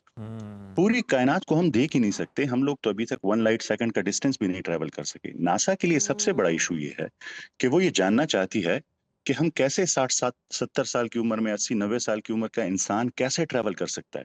उन्हें कोई ऐसी टेक्नोलॉजी चाहिए जिसमें वो लोगों को एक लंबे वक्त तक सुला सके, उनकी बॉडी जो है वो डिकम्पोज ना हो, उनकी उम्र ना गुजरे, उन पे टाइम रुक जाए। ये उनके लिए एक बहुत बड़ा राज है और अल्लाह ताला ने ये राज असहाबे काफ के जरिए हमें बता दिया था कि मैं ऐसे कर सकता हूँ। मैं कर सकता हूँ कि मैं उन खास नौजवानों के लिए जिन्होंने अल्लाह ताला के लिए खड़े होकर पूरे मुल्क के खिलाफ बगावत कर दी थी, उनके लिए ये तमाम रूल्स चेंज कर दिए थे और ये बिल्कुल मुमकिन है साइंटिफिक पर्सपेक्टिव से। अगर आप कहें तो मैं इसे डिटेल में एक्सप्लेन करूं और कहें तो फिर जी जी, एंड में ज़रूर एक्सप्लेन कर ज़रूर ज़रूर, हम डिटेल में चाहेंगे एक्सप्लेनेशन ताकि समझ सकें। Very very good. फिर इसको समझें। देखिए, आइंस्टाइन कहते हैं कि जब वक्त जो है वो, जब ग्रेविटी, जब जहाँ पे बहुत ज्यादा ग्रेविटी होती है जैसे ब्लैक होल, वहां जी पे जी रुक जाता है। एक मूवी है हॉलीवुड की, जैसे आपने बात की, जी जी, इंटरस्टेलर मूवी है। ठीक। उसमें वो लोग जाते हैं एक मिलर प्लैनेट के करीब, जहाँ पे वो मेरे ख्याल में घंटा गुजरते हैं और जमीन पर 7 साल गुजर जाते हैं। 7 और ये साल में। बेस जो है ये फिजिक्स के कंसेप्ट पे है। किप्टॉन है, वो नोबेल विनिंग फिजिसिस्ट हैं, ये उनके कंसेप्ट पे बेस है। उसमें है। उससे भी अजीब बात वो टेजरेक्ट है, पर वो यहाँ मैं अभी एक्सप्लेन नहीं करूंगा, जी इससे जी जी, रेलेवेंट नहीं है। है। पर 1 घंटे में 7 साल गुजर गए और ये बेसिक फिजिक्स के मुताबिक है। और इसी तरह अगर आप स्पीड ऑफ लाइट से ट्रैवल करना शुरू कर दें तो आपके लिए टाइम रुक जाएगा। आपको पता है वो फोटोन जो 13.8 बिलियन ईयर्स अगो बना था, उस पर अभी तक 1 सेकंड भी नहीं गुजरा, और बाकी जमीन पर जो है वो हम लोग 13.8 बिलियन ईयर्स गुजर चुके हैं। तो यानी स्पीड ऑफ लाइट और ग्रेविटी, इन दोनों में टाइम स्लो हो सकता है, रुक सकता है, डिपेंडिंग उसकी स्ट्रेंथ पे। पर मसला साबे काफ के केस में ये था कि यहाँ पे चूंकि जमीन पर इतना बड़ा कोई ब्लैक होल भी नहीं है और वो स्पीड ऑफ लाइट से भी ट्रेवल नहीं कर रहे थे, तो उसमें एक और कंसेप्ट है, वो है एग्जॉटिक मैटर का। Exotic matter. लोकलाइज्ड, हाँ yes, localised time dilation. Exotic matter अभी भी थ्योरी है, पर इसे समझने के लिए आपको बड़ा एक इंटरेस्टिंग चीज समझना होगा। जी जैसे जी मैं और आप हैं या हमारे आसपास जितनी भी चीजें हैं वो मैटर से बनी है, एग्जॉटिक मैटर से नहीं। मैटर मतलब हम सब सेल से बने हैं, सेल्स मॉलिक्यूल से, मॉलिक्यूल्स एटम से, एटम जो है वो न्यूट्रॉन, प्रोटॉन, इलेक्ट्रॉन से बने। उन तमाम चीजों को टाइम इफेक्ट करती है। इसे ऐसे ले लें जैसे एक समंदर है, उसका पानी जा रहा है और हम भी साथ जा रहे हैं, वो पानी टाइम है, हम रुक नहीं पा रहे। पर अगर जी आप जी। एग्जॉटिक मैटर लें, एग्जॉटिक मैटर ऐसे ले लें जैसे एक शीशे का डोम ले लें, उसको अगर आप ऊपर रखेंगे उस पानी के, और उसके नीचे जो भी चीज आएगी उसके लिए वक्त रुक जाएगा। तो अगर एग्जॉटिक मैटर आएगा किसी भी गार के गिर्द, किसी भी चीज के गिर्द, उसके इर्द गिर्द वक्त स्लो हो जाएगा या रुक जाएगा और बाकी पानी की तरह बहता रहेगा। तो जो थ्योरेटिकली हम कहते हैं, वो जो असहाबे काफ थे, अल्लाह आलम, ये अल्लाह ताला के पास परफेक्ट इल्म है कि क्या हुआ था, बेशक बेशक पर एग्जॉटिक मैटर एक हद तक इसे एक्सप्लेन कर सकता है कि हाँ, वो वहां पर एक टाइम बबल बन गया था एग्जॉटिक जी। मैटर का, उनके इर्द गिर्द पानी की तरह वक्त बह रहा था, मगर वहां पे चूंकि वो बबल था, उसने टाइम को रोका हुआ था। अच्छा डॉक्टर साहब, यहाँ पे एक सवाल ये भी पैदा होता है, जिस तरह हम बात करें एक्सॉटिक मैटर की, आपने बड़ा अच्छा एक्सप्लेन किया कि आप समझ लें कि वो कवर है, एक बबल है उसके ऊपर। लेकिन असहाबे काफ के मामले में कहा जाता है कि जो गार था वहाँ पर रोशनी का भी थोड़ा सा बंदोबस्त था, वहाँ पर ताज़ा हवा का भी गुजर था। तो फिर ये बबल जो है ये किस तरह से है, और ये जो चीज़ें बात की जाती हैं कि वहाँ पर हवा भी थी और रोशनी का भी मुनासिब बंदोबस्त था, ये कहाँ स्टैंड करती हैं? देखिए, धूप का जिक्र वहां पे बिल्कुल मौजूद है कि वहां पे जी। धूप उनसे किनारा करके गुजर जाती थी। हम्म। अब उसी डोम को, ग्लास डोम को लें जो ट्रांसपेरेंट है, और अ, उसमें से वो वैसे ही है जैसे आप दुनिया में रह रहे हैं। अभी एग्जॉटिक सही मैटर का कंसेप्ट इतना कॉम्प्लिकेटेड है कि उसे बड़ा इजीली एक्सप्लेन हम्म करना, पर वो ऐसे ही जमीन पर है, पर वहां पे वक्त उसके लिहाज से स्लो गुजर रहा है। स्लो जैसे गुजर आपकी रहा एक है। किरण गुजरी और जी वहां जी पे समझ लें पूरा सीजन गुजर गया, पूरा तो वो गुजर सीजन तो रहा है, पर है वो जमीन पर ही, जमीन पर पर ही वक्त डिफरेंट गुजर रहा है। वहां पे सूरज वही उसी जमीन पर वो मौजूद है, वो यहाँ से सही ट्रेवल नहीं किए कहीं पे, सही पर उनके जो खास स्पेसिफिक एरिया है वहां पे टाइम जो है वो स्लो गुजर रहा है बहुत ज्यादा। सही। अच्छा डॉक्टर सुफियान साहब, क्या ऐसे भी मुमकिन है, और जैसे कि ब्लॉक यूनिवर्सिटी थ्योरी के मुताबिक माजी, हाल और मुस्तकबिल एक साथ मौजूद हैं, क्या ये हम्म। तकदीर के फैसले की साइंसी तशरीह है? नहीं नहीं, देखिए, हाँ मेरी काफी डिबेट्स होती है एथियस्ट के साथ, और वो फिर इसको पॉइंट उठाते हैं, अगर सब हाँ कुछ ऑलरेडी लिखा हाँ हुआ है तो फिर तो हमारे अच्छे और बुरे का कोई फैसला ही नहीं, फिर फैसला जन्नत ही नहीं। दोज़ख का जी जी फैसला ही नहीं। हाँ अगर आप कुछ अच्छा कर रही हैं तो फिर तो आपके लिए लिखा हुआ था, और मैं अगर कुछ बुरा कर रहा हूँ तो मेरे लिए लिखा हुआ था। हम्म ब्लॉक यूनिवर्स थ्योरी बिल्कुल ये कहती है कि ये पास्ट, प्रेजेंट और फ्यूचर एक टाइम पर मौजूद है, पर यहाँ पे फिर आप क्वांटम फिजिक्स की मैनी वर्ड इंटरप्रिटेशन भी लेंगे। अब मैनी वर्ड इंटरप्रिटेशन मैं आपको समझाता हूँ वो क्या है। अब पहले ब्लॉक यूनिवर्स को ऐसे समझे जैसे फिल्म की रील चल रही है। जी। फिल्म की रील चल रही है तो आपका प्रेजेंट वो है जो आपको इस टाइम नजर आ रहा है। सिनेमा में आप सही बैठे हुए हैं, रील की जो स्क्रीन आपके सामने आई वो आपका प्रेजेंट है, जो स्क्रीन आपके सामने नहीं आई वो गुजर चुकी है, वो पास्ट है, और जो अभी आने वाली है वो फ्यूचर है, पर वो रील मौजूद है। ओके अब ओके इससे तो ये लगेगा कि सारी चीजें मौजूद हैं, पहले से लिखी हुई हैं, अभी लिखिए जो कल मैं करूंगा वो तो उस रील में मेरे हाँ सामने आ जाएंगी, जी तो जी मतलब मैं तो कुछ नहीं कर सकता उसमें। हाँ पर यहाँ पे आपको क्वांटम फिजिक्स की मैनी वर्ड इंटरप्रिटेशन को भी समझना होगा। वो ऐसे है कि जब भी आप एक चॉइस करते हैं जिंदगी में, यानी हम्म आपने एक फैसला लिया, हम्म सुबह उठ के आपने काम पे गए या काम पे नहीं गए, उसकी वजह से आपकी रील ही चेंज हो गई। जो रील चल रही थी अभी ओ दूसरी रील स्टार्ट हो गई है। ओके ओके ओके ये है okay many okay word interpretation. तो हाँ आपकी हर चॉइस एक नई दुनिया क्रिएट कर देती है, एक नई हाँ यूनिवर्स क्रिएट कर देती है, हाँ फिर वो उसके मुताबिक चलती रहती है। तो यानी many word interpretation, every choice that you make हाँ क्रिएट्स अ न्यू यूनिवर्स। तो आपकी रील ही बदल गई नेक्स्ट टाइम, उसमें फिर फ्यूचर बिल्कुल अलग है। तो फ्यूचर ये बिल्कुल आप पे अलग है डिपेंड करता है कि आप क्या चॉइसेस करते हैं, क्योंकि कुरान करीम ने बड़ा साफ कहा हुआ है, सूरह शम्स में अल्लाह वाह ताला 11 कसमों का जिक्र करके, जरा सोचिए, अरबिक का उसूल ये है कि जब भी कसम का जिक्र किया जाए तो बहुत जी। ज़रूरी बात आने वाली है। जरूरी बात तो उसमें अल्लाह ताला क्या कहते हैं, फ़अल्हमहा फुजूरहा व तक़वाहा, कि हम्म आपने आप में हमने खैर भी डाल दी है और फुजूर भी डाल दिया है। अब हम्म। आपकी मर्जी है, आप क्या चुनते हैं, आप खैर चुनते हैं या आप शर चुनते हैं। ये मैं आपको एक बड़ा इंटरेस्टिंग वाकया जी बनाता हूँ। जी यहाँ मर्दान में एक शख्स ने, एक चाचा ने अपनी भतीजी को अफ्तार से थोड़ा पहले, वो शोर कर रही थी, खेल रही थी, उसे गोली मार दी हम्म गुस्से में आके, और सही बर्दाश्त नहीं होता। हाँ तो जब वो टीवी वाले उससे पूछने आए तो उसने कहा ये तो इसकी तकदीर में लिखा था, मैंने इसे गोली हाँ मार दी। हाँ तो ये बहाना बिल्कुल भी फिजिक्स के मुताबिक भी नहीं चल सकता कि ये जी सब लिखा हुआ है। बिल्कुल इसे ऐसे अल्लामा इकबाल ने शैतानी इस्तिदलाल कहा था कि शैतान भी हाँ आखिरत में यही कहेगा कि सजदा ना करना तो मेरी मेरी तकदीर में तकदीर था, में मुझे था क्यों सजा मिल रही है। बिल्कुल, हम जो है ना फिर रोज़र भी तलाश कर लेते हैं, गढ़ भी लेते हैं बहुत सारी वजूहात। बहुत शुक्रिया डॉक्टर सुफियान साहब, बहुत ही ज़बरदस्त और थॉट प्रोवोकिंग गुफ्तगू जो है बिल्कुल वो ऐसे आपके है साथ रही है, और इंशाल्लाह हम और भी इस पर सेशन करेंगे। तो जनाब, होता यूं ही है कि वाकई कहीं पर पूरा एक सीज़न गुजर जाता है और कहीं पर आप समझें कि एक सेकंड गुजरा एक होता सेकंड है गुजरा है। तो ये बिल्कुल ये हकीकतें मूवीज मौजूद जैसा हैं। और 1905 के बाद, 1905 में आप समझ लें या उसके बाद दुनिया ने इसको बाकायदा तौर पर तस्लीम करना भी शुरू कर दिया। तो बहुत सारे कायनात के राज स्टडी भी हो रही है। अभी वक्त तो ब्रेक का देखते रहिए सुनो पाकिस्तान। वेलकम बैक प्रोग्राम में। अब जी कुछ मईशत के हवाले से बात कर लेते हैं। हमारे समंदर पार पाकिस्तानी जो मुल्क की मईशत की रीढ़ की हड्डी हैं, हमेशा अपनी जमा पूंजी पाकिस्तान में लगाना चाहते हैं, लेकिन अक्सर प्लॉट्स पर कब्जे और फाइलों के फ्रॉड की खबरें उनका दिल दहला देती हैं और तोड़ देती हैं। और अब हुकूमत ने एक इनकलाबी कदम उठाया है जिसके तहत उनकी जो सरमायाकारी है वो ना सिर्फ महफूज होगी बल्कि उसे टैक्स फ्री बनाने पर भी गौर किया जा रहा है। हुकूमत ने रिलीफ पैकेज का ड्राफ्ट मंजूरी के लिए आलमी मालियाती इदारे को भेज दिया है। उसमें सबसे अहम अगर हम देखें तो अकाउंट का एक तस्वुर है, जिसका मतलब है कि जब तक आपको कब्जा नहीं मिलता आपकी रकम महफूज रहेगी। इस मौशी पैकेज की तफसीलात पर बात कर लेते हैं। हमारे साथ मौजूद है माहिर मैशत मेहताब हैदर साहब। मेहताब साहब, बहुत शुक्रिया आपके वक्त का। वेलकम टू सुनो पाकिस्तान। सबसे पहले तो हमें बताइएगा किस खुसूसी पैकेज की ज़रूरत क्यों महसूस की गई है और इसके ऑब्जेक्टिव्स क्या है? बिस्मिल्लाहिर्रहमानिर्रहीम। देखिए, बुनियादी तौर पर इस टाइम जो एक जंग खित्ते के अंदर जारी है उसके नतीजे में एक ज़रूरत महसूस हो रही है कि ऐसे ओवरसीज पाकिस्तानी जो मुख्तलिफ दुनिया की डेस्टिनेशंस और ख़ास कर इस गल्फ रीजन के अंदर जिन्होंने बिलियंस ऑफ डॉलर्स की इन्वेस्टमेंट की हुई है, उनको एक मौका दिया जाए और उनसे ये कहा जाए कि वो पाकिस्तान के अंदर अपनी इन्वेस्टमेंट को जो है वो लेकर वापस आए, ताकि एक तो आपको पता है कि जैसे आपने अपने इंट्रो के अंदर खुद भी बताया कि पाकिस्तान में जो ओवरसीज पाकिस्तानीज है उनकी इन्वेस्टमेंट उतनी महफूज नहीं है। तो एक तो उनको अश्योरेंस दी जाए कि उनकी इन्वेस्टमेंट जो है वो पाकिस्तान में महफूज होगी, और दूसरा ये है कि उसके ऊपर जो उनको रिटर्न्स मिलेंगे वो भी काफी बेहतर होंगे।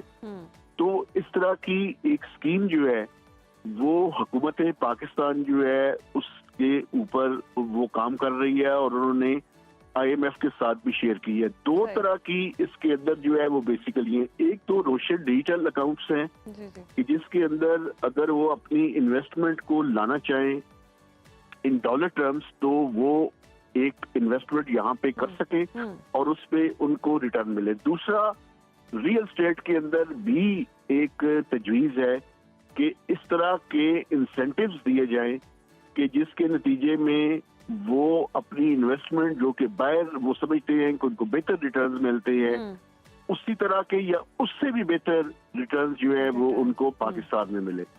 तो ये इस तरह की एक तवक्को है। अब देखेंगे इसके ऊपर IMF जो है वो क्या रिस्पांस देती है और हुकूमत जो है वो कब तक इसको बिल्कुल मेहताब साहब, इस तरह की तवक्को है और ये यूं समझ लें इसी तरह ही है जिस तरह ओवरसीज पाकिस्तानियों का एतमाद उठ चुका था। किसी भी किस्म की इन्वेस्टमेंट करने से पाकिस्तान में डरते थे या कोई प्लॉट बाय करना है तो भी डरते थे कि पता नहीं क्या होगा। तो ये सिचुएशन उनके लिए बेहतर तो हो सकती है, लेकिन एक तरफ हम देख रहे हैं कि हुकूमत ने टैक्सेस की भरमार कर रखी है। वहीं ऐसी स्कीम्स लाना एक तरफ से अशराफिया के लिए एमनेस्टी का काम नहीं करेगी? देखिए, बुनियादी तौर पे अगर हुकूमत उनको कुछ एश्योरेंसेस देती है या कोई डेडिकेटेड जगह इस काम के लिए अनाउंस करती है, जैसे कि मैं आपको बताऊं कि CDA और मिनिस्ट्री ऑफ हाउसिंग इसके ऊपर पहले भी काम कर रहे थे कि इस्लामाबाद में कुछ खास स्पेसिफिक एरियाज जो है वो हुकूमत डेडिकेट करे फॉर ओवरसीज पाकिस्तानीज। तो एक तो इस तरह के इंसेंटिव्स हैं। जहां तक आप टैक्स इंसेंटिव की बात कर रहे हैं, अगर टैक्स की मुकम्मल छूट हो तो वो तो एमनेस्टी की उसके सूरत में आ जाती है और IMF के प्रोग्राम के अंदर टैक्स एमनेस्टी की इजाजत नहीं दी जा सकती। लेकिन अभी आपको पता है कि बजट जो है वो करीब है और बजट की डेलिब्रेशन जो है वो हुकूमत पाकिस्तान जो है वो IMF के साथ शुरू कर चुकी है। अगले माली साल का जो टारगेट है वो एम्बिशियस टारगेट हुकूमत उनके साथ तय कर रही है। अभी वो फाइनल नहीं हुआ, वो कोई 15 ट्रिलियन से ऊपर का टारगेट है, लेकिन उसमें हुकूमत पिछले साल आपको याद होगा कि उन्होंने सेलर और परचेजर का जो टैक्स रेट है, विदहोल्डिंग टैक्स है, उसमें इंसेंटिव दिया था परचेजर को। तो बुनियादी तौर पर हुकूमत इस दफा भी कोशिश कर सकती है कि जो टैक्स रेट्स हैं, खासकर जो विदहोल्डिंग टैक्सेस है और ये कैपिटल गेन्स टैक्स है, उसकी शरह में कमी की जाए। लेकिन ये शरह में कमी उसी टाइम हो सकती है जब हुकूमत टैक्स नेट को ब्रॉडन करने की बात करे, चूंकि बहुत सारे सेक्टर्स ऐसे हैं जो अभी तक पूरी तरह से टैक्स नेट के अंदर नहीं है। अभी अगर आप पाकिस्तान के टैक्स स्ट्रक्चर को देखें तो सबसे बड़ा बोझ जो है वो दो सेक्टर्स के ऊपर आपको नजर आता है। एक तो सैलरीड क्लास है और दूसरा पाकिस्तान का फॉर्मल सेक्टर जो है वो सारे का सारा बोझ जो है उसने उठाया हुआ है। लेकिन अगर आप उसको देखें करीब से जाकर तो एग्रीकल्चर इनकम टैक्स पिछले साल चारों सूबों ने इसके ऊपर काम किया था, लेजिस्लेशन की थी, लेकिन उसको पोस्टपोन कर दिया था। इसी तरह अगर आप रिटेलर्स को देखें तो वो भी अभी तक उन्होंने कंट्रीब्यूशन उनकी है, लेकिन जितनी उनकी इनकम है उसके कंपैरिजन में देखें तो उतनी उनकी कंट्रीब्यूशन नहीं है। तो हल यही है इसका कि टैक्स नेट को ब्रॉडन किया बिल्कुल जाए। मेहताब साहब, आप सही कह रहे हैं, टैक्स नेट का जो दायरा है उसको वसी करने की जरूरत है। और ऐसे भी लोग मौजूद हैं जो कहते हैं कि चैरिटी कर दी जाए, डोनेशन दे दी जाए, लेकिन टैक्स जो है वो नहीं देना। ऐसी सोच भी जो है वो पाई जाती है जिसकी हौसला शिकनी की भी ज़रूरत है। मेहताब साहब, हमने ऐसी स्कीमें माजी में भी देखी हैं, जैसी अब हम सुन भी रहे हैं। इनके नताइज क्या आए हैं अगर आप सबको एनालाइज करें, और ये टैक्स फ्री पैकेज आम सरमायाकारी से कितना मुख्तलिफ होगा? देखिए, रिसेंट पास्ट में हुकूमत ने 2018 और 19 में 2 एमनेस्टी स्कीम्स जो हैं वो अनाउंस की थी। उस एमनेस्टी स्कीम्स में लोगों ने अपने एसेट्स काफी बड़ी अमाउंट में डिक्लेयर किए थे, लेकिन वो उन एसेट्स को वापस पाकिस्तान में जो है वो लेकर नहीं आए थे।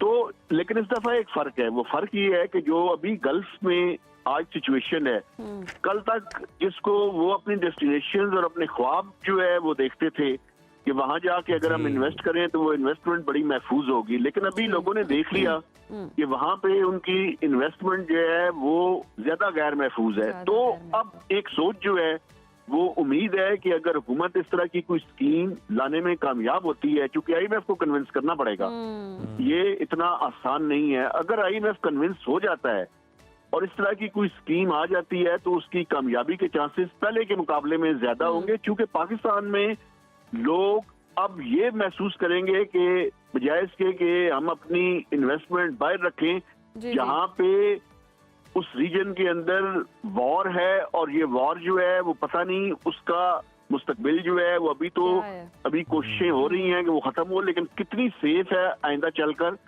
तो उनके लिए बेहतर यही है कि वो अपने करीब जो है वो अपनी इन्वेस्टमेंट करें। तो ये एक अच्छा मौका है पाकिस्तान के लिए कि वो एक ऐसी स्कीम लेकर आए कि जो आईएमएफ को भी एक तरह से मंजूर हो और दूसरी तरफ यहाँ भी इन्वेस्टमेंट आ सके। आईएमएफ के हवाले से आपने बात की है, तो आईएमएफ को भेजे गए ड्राफ्ट में रियल एस्टेट के हवाले से क्या तजावीज पेश की गई हैं? देखिए, बुनियादी तौर पे तो टैक्स के जो रेट्स हैं उनमें रिडक्शन की बात की गई है और कोशिश की जा रही है कि जिन लोगों का यहाँ पे आपको पता है कि कम से कम 10 से 20 बिलियन डॉलर्स की इन्वेस्टमेंट की बात है, तो एक बेहतर अंदाज में उनको लेआउट किया जा सकता है दोनों चीजों के लिए। रियल एस्टेट के लिए भी वहां पे मैं ये तो नहीं कहता कि उनको एमनेस्टी की कोई स्कीम दी जा सकती है, एमनेस्टी की स्कीम तो नहीं दी जा सकती, लेकिन टैक्स रेट्स में कमी की जा सकती है। और दूसरी तरफ जो रोशन डिजिटल अकाउंट्स हैं उनमें वो डॉलर्स के अंदर डॉलर डिनोमिनेटेड जो है वो ओवरसीज पाकिस्तानीज को हुकूमत ने पहले ही जो है वो उसकी इजाजत दे दी है और उनके लिए मौका है कि वो अच्छे रिटर्न्स के ऊपर डॉलर्स के अंदर जो है या फॉरेन एक्सचेंज के अंदर अपनी इन्वेस्टमेंट को रोशन डिजिटल अकाउंट्स के अंदर रख सकते हैं। तो ये दो तरह की अपॉर्चुनिटीज जो हैं वो उनको मुहैया की जा रही हैं। अच्छा मेहताब साहब, अगर हम देखें तो ये जितनी भी पैकेज की हम बात कर रहे हैं, एमनेस्टी की बात कर रहे हैं, इसका सरमायाकारों को किस हद तक आप समझते हैं कि फ़ायदा होगा? और हमें ये अश्योर करवाने के लिए कि जनाब आप यहाँ पे इन्वेस्टमेंट कर सकते हैं, कितने अमन व अमान के हवाले से इकदाम उठाने की ज़रूरत है? क्योंकि अभी हमने रिसेंटली देखा कि जो इस्लामाबाद में एक अफसोसनाक वाक़या पेश आया, किस तरह फार्म हाउस में घुसकर एक बड़े बिजनेसमैन का मर्डर किया गया। तो कितना हमें अमन व अमान के हवाले से ये बताना पड़ेगा, दिखाना पड़ेगा कि जनाब ये मुकम्मल तौर पर महफूज है? देखिए, पहले तो आपने मिसाल दी एमनेस्टी की। एमनेस्टी स्कीम किसी भी तरह की आईएमएफ के प्रोग्राम के दौरान नहीं आ सकती जी। वो आईएमएफ के प्रोग्राम की एक कंसिस्टेंट कंडीशन है कि किसी तरह की एमनेस्टी का मतलब है कि आप पाकिस्तान पैसे लेकर आए या एसेट्स डिक्लेयर करें, आपके ऊपर कोई टैक्स नहीं लगेगा। इस तरह की चीज नहीं हो सकती, लेकिन टैक्स रेट्स में कमी हो सकती है। टैक्स के जो इस time with holding taxes seller और परचेजर के ऊपर लगा हुआ है, इसी तरह कैपिटल गेन्स टैक्स लगा हुआ है, उसके ऊपर जो है वो कमी की जा सकती है। सही। तो एक तो इसको मैं क्लैरिफाई कर देता हूं। दूसरा, अमनो अमान की सूरत हाल जो है वो देखिए, इस तरह के जो वाकयात हैं वो मैं समझता हूँ बड़े ही अफसोसनाक हैं, और ये बिजनेस कम्युनिटी जो है वो इसके लिए उनके जहन में काफी खदशात भी पैदा होते हैं। बिल्कुल। लेकिन ये स्टैंड अलोन जो वाकयात हैं उसके साथ साथ मैं समझता हूँ कि ओवरऑल जो अमनो अमान की सिचुएशन है, अगर आप देखें पिछले चंद माह के दौरान, तो पाकिस्तान में जो दहशतगर्दी के वाकयात हैं उनमें खासी ज्यादा नुमाया कमी आई है। मेहताब साहब, नुमाया कमी भी आई है। लास्टली ये भी बता दीजिएगा, क्या ये मराज सिर्फ रिहायशी मंसूबों के लिए हैं या कमर्शियल और इंडस्ट्रियल एरिया भी इसमें शामिल हैं? इसमें तमाम तरह की रिहायशी, कमर्शियल और रेजिडेंशियल और प्लॉट्स, हर तरह की चीजें जो हैं वो शामिल हैं। लेकिन अभी देखना ये है कि IMF किन चीजों की मंजूरी देता है और हुकूमत किन चीजों को अनाउंस करती है। इट इज येट टू सी, क्योंकि अभी प्री मैच्योर है। जब तक उसके पूरे खदोखाल सामने नहीं आ जाते तब तक उसके बारे में हतमी बात करनी जरा मुश्किल है। अब देखना ये है कि ये इकदामात IMF को जो भिजवाए गए हैं, ये बजट से पहले, ये बजट के अंदर जो है बिल्कुल ठीक है। बॉल जो है हम देख रहे हैं कि मेहताब साहब वो IMF के कोर्ट में है। ये जो तजावीज़ हैं ये भिजवा दी गई हैं, और ये भी बिल्कुल वाज़ेह हो जाना चाहिए कि IMF के होते हुए जब तक आपका उनके साथ मुआहदा है तो किसी भी किस्म की एमनेस्टी जो है वो नहीं लाई जा सकती है। हाँ, अलबत्ता जो टैक्सेस हैं उनमें कमी ज़रूर की जा सकती है, और ये बिल्कुल जो सरमायाकार हैं उनको राग़िब करने की एक बड़ी ज़बरदस्त कोशिश है, लेकिन अभी इसके खदोखाल होने वाज़े और बाकी। लेकिन यस, अगर ये अप्रूव हो जाता है तो एक गोल्डन अपॉर्चुनिटी है, और यहाँ से अंदाज़ा लगाया जा सकता है कि पाकिस्तान पर जो एतमाद है वो कितना बहाल हुआ है और सरमायाकारों का एतमाद कितना बहाल हुआ है। इससे पाकिस्तानी मईशत कहीं से एतमाद कम हुआ है और कहीं पे बहाल हुआ है। यस, ये तो है। अब इतना एतमाद है, लेकिन मौसम का एतमाद नहीं किया जा सकता, क्योंकि मौसम कभी कोई करवट ले रहा है और कभी हमें सर्दी दिखा रहा है, कभी यूं धूप नजर आती है, कभी अचानक बादल आ जाते हैं। तो आप हमें जाके बता दें कि समझा दें बल्कि कि बारिशें कब कब होंगी। क्या बारिशें हो सकती हैं? बहुत जगह पे सुना है कि कहीं ना कहीं बर्फबारी भी मुतवक्के है। तो आइए चलते हैं, देखते हैं कि आज मौसम की सूरत हाल कैसी रहेगी।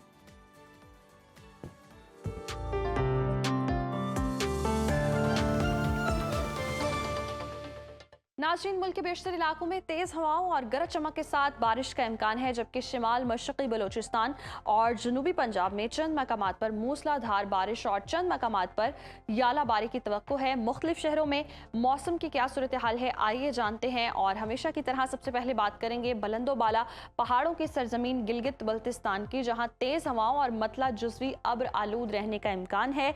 गिलगित का टेम्परेचर देख लेते हैं। यहाँ पर ज़्यादा से ज़्यादा दर्जा हरारत है 15 और कम से कम 5 डिग्री तक गिरने का इम्कान है। स्कर्दो का रुख करें तो यहाँ पर ज़्यादा से ज़्यादा टेम्परेचर हम देख रहे हैं 10 और कम से कम -3 डिग्री तक गिरने की तवक्को है। महकमा मौसमियात के मुताबिक आइंदा 24 घंटों के दौरान चंद मकामात पर गरज चमक के साथ बारिश और पहाड़ों पर बर्फबारी का इम्कान है। सयाहों की जन्नत आज़ाद कश्मीर के मौसम के हवाले से बात करें तो यहाँ पर जी तेज़ हवाओं और गरज चमक के साथ वक्फे से बारिश का इम्कान है। दारुल हुकूमत मुजफ्फराबाद का रुख करें तो यहाँ पर हम देख रहे हैं ज़्यादा से ज़्यादा दर्जा हरारत है 19 और कम से कम 12 डिग्री रहने का इम्कान है, जबकि श्रीनगर में ज़्यादा से ज़्यादा पारा है 13 और कम से कम 8 डिग्री रहने की तवक्को है। मौसम का हाल बताने वालों ने आइंदा 24 घंटों के दौरान चंद मकामात पर यालाबारी और मूसलाधार बारिश का इम्कान जाहिर किया है। और अब आपके साथ शेयर करेंगे मेज़बानों की धरती यानी कि खैबर पख्तूनख्वा का मौसम, जहां हम देख रहे हैं सूबे के बेशतर अजला में तेज़ हवाओं और गरज चमक के साथ वक्फे से बारिश का इम्कान है। सूबाई दारुल हुकूमत पेशावर का रुख करते हैं। यहाँ पर हम देख रहे हैं ज़्यादा से ज़्यादा टेम्परेचर है 22 और कम से कम 15 डिग्री रहने का इम्कान है। सवात की बात करें, जिसे पाकिस्तान का स्विट्ज़रलैंड कहते हैं, यहाँ पर ज़्यादा से ज़्यादा पारा है 12 और कम से कम 6 डिग्री तक गिरने की तवक्को है। आइंदा 24 घंटों के दौरान डेरा इस्माइल खान, कोहाट, चारसदा, सवाबी, कुर्रम, पेशावर, नौशहरा, एबटाबाद, कोहिस्तान, बुनेर, शांगला, कलाम, सवात और दीर में आंधी और गरज चमक के साथ बारिश, जबकि पहाड़ों पर हल्की बर्फबारी का इम्कान है। और अब नजर डाल लेते हैं 5 दरियाओं की सरजमीन पंजाब के मौसम पर, जहां हम देख रहे हैं सुबह के बेशतर अजला में तेज हवाओं और आंधी और गरज चमक के साथ वक्फे वक्फे से बारिश की तवक्को है। बागों के शहर लाहौर लिए चलते हैं आपको। लाहौर में ज़्यादा से ज़्यादा दर्जा हरारत है 27 और कम से कम 18 डिग्री रहने का इम्कान है, जबकि शहर बेमिसाल इस्लामाबाद की बात करें तो यहाँ पर ज़्यादा से ज़्यादा पारा है 23 और कम से कम 15 डिग्री तक गिरने की तवक्को है। औलिया के शहर मुल्तान का जिक्र करें तो यहाँ पर हम देख रहे हैं मैक्सिमम टेम्परेचर है 31 और मिनिमम 18 डिग्री रहने का इम्कान है। महकमे मौसमियात के मुताबिक आइंदा 24 घंटों के दौरान मरी, गिलियात और गिरदोनवाह में गरज चमक के साथ बारिश, जबकि चंद मकामात पर याला बारी का भी इम्कान है। और अब बात कर लेते हैं कुदरती ज़खायर से मालामाल सूबे यानी कि बलोचिस्तान की, जहाँ हम देख रहे हैं सूबे के बेशतर अजला में तेज़ हवाओं और आंधी और गरज चमक के साथ बारिश का इम्कान है। कोयटा का रुख करते हैं। यहाँ पर हम देख रहे हैं ज़्यादा से ज़्यादा दर्जा हरारत है 21 और कम से कम 8 डिग्री तक गिरने का इम्कान है। महकमा मौसमियात के मुताबिक आइंदा 24 घंटों के दौरान जोब, मूसा खेल, सिब्बी, ज़ियारत, चमन, पशीन, कला अब्दुल्ला, कला सैफुल्ला, हरनाई और चंद मकामात पर तेज़ बारिश और यालाबारी की भी तवक्को है। और आखिर में हमेशा की तरह रुख करेंगे वादी मेहरान यानी कि सूबा सिंध का, जहां हम देख रहे हैं सूबे के बेशतर अजला में मौसम खुश्क और मतला जुज़वी अब्र आलूद रहेगा। शहर कायद कराची का रुख करते हैं। कराची में ज़्यादा से ज़्यादा टेम्परेचर है 31 और कम से कम 22 डिग्री रहने का इम्कान है, जबकि हैदराबाद में ज़्यादा से ज़्यादा दर्जा हरारत है 35 और कम से कम 22 डिग्री तक गिरने की तवक्को है। ताहम थरपारकर, मीरपुर खास, उमरकोट और गिरदोनवाह में चंद मकामात पर तेज़ हवाओं, आंधी और गरज चमक के साथ बारिश भी मुतवक्के है।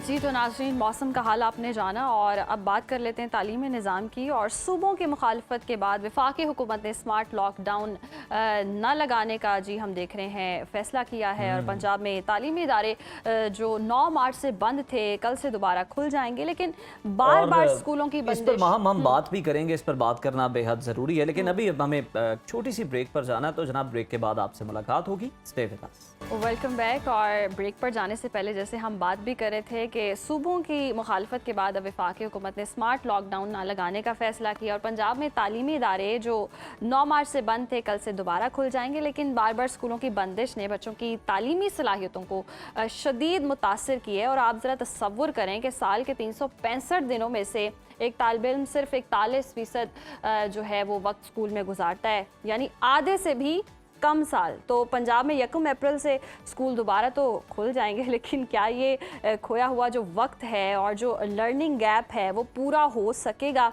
ये एक बड़ा सवाल है। आदाद शुमार ये बताते हैं कि जहां हमें सालाना 210 दिन पढ़ाई करनी चाहिए थी, वहां हम बामुश्किल 150 दिनों पर आ गए हैं और निसाब की तकमील का तनासुब 60% से भी नीचे गिर चुका है, जिसे माहिरीन तालीम बहरान भी करार दे रहे हैं। और इस सूरत हाल में जब फिजिकल क्लासेस बार बार मुतासर हो रही हैं, तो क्या हमारे पास कोई ऐसा मुतबादल है जो आलमी मयार का हो? इन तमाम अहम सवालात पर बात कर लेते हैं। हमें ज्वाइन किया है CEO कैम्ब्रिज वर्कशीट्स डॉक्टर सुमन राव ने। डॉक्टर साहब आपको वेलकम कहते हैं सुनो पाकिस्तान में। सुमन, इससे पहले कि हम आपसे बात जो है वो उसका आगाज करें, आपकी एक वीडियो बड़ी वायरल हुई है, पहले हम सब उसको देखते हैं दोबारा से और उसको एंजॉय करते हैं। बिल्कुल। आ गया, जंग आ गई, बसंत आ गई, पेट्रोल महंगा हो गया, इलेक्शन आ गए, गर्मी आ गई, सर्दी आ गई, सैटरडे संडे आ गया, ईद आ गई, नेशनल डे आ गया, स्प्रिंग आ गया, फीस जमा करा दी, पेपर आ गए, बच्चा फेल हो गया। सुमन, हालात की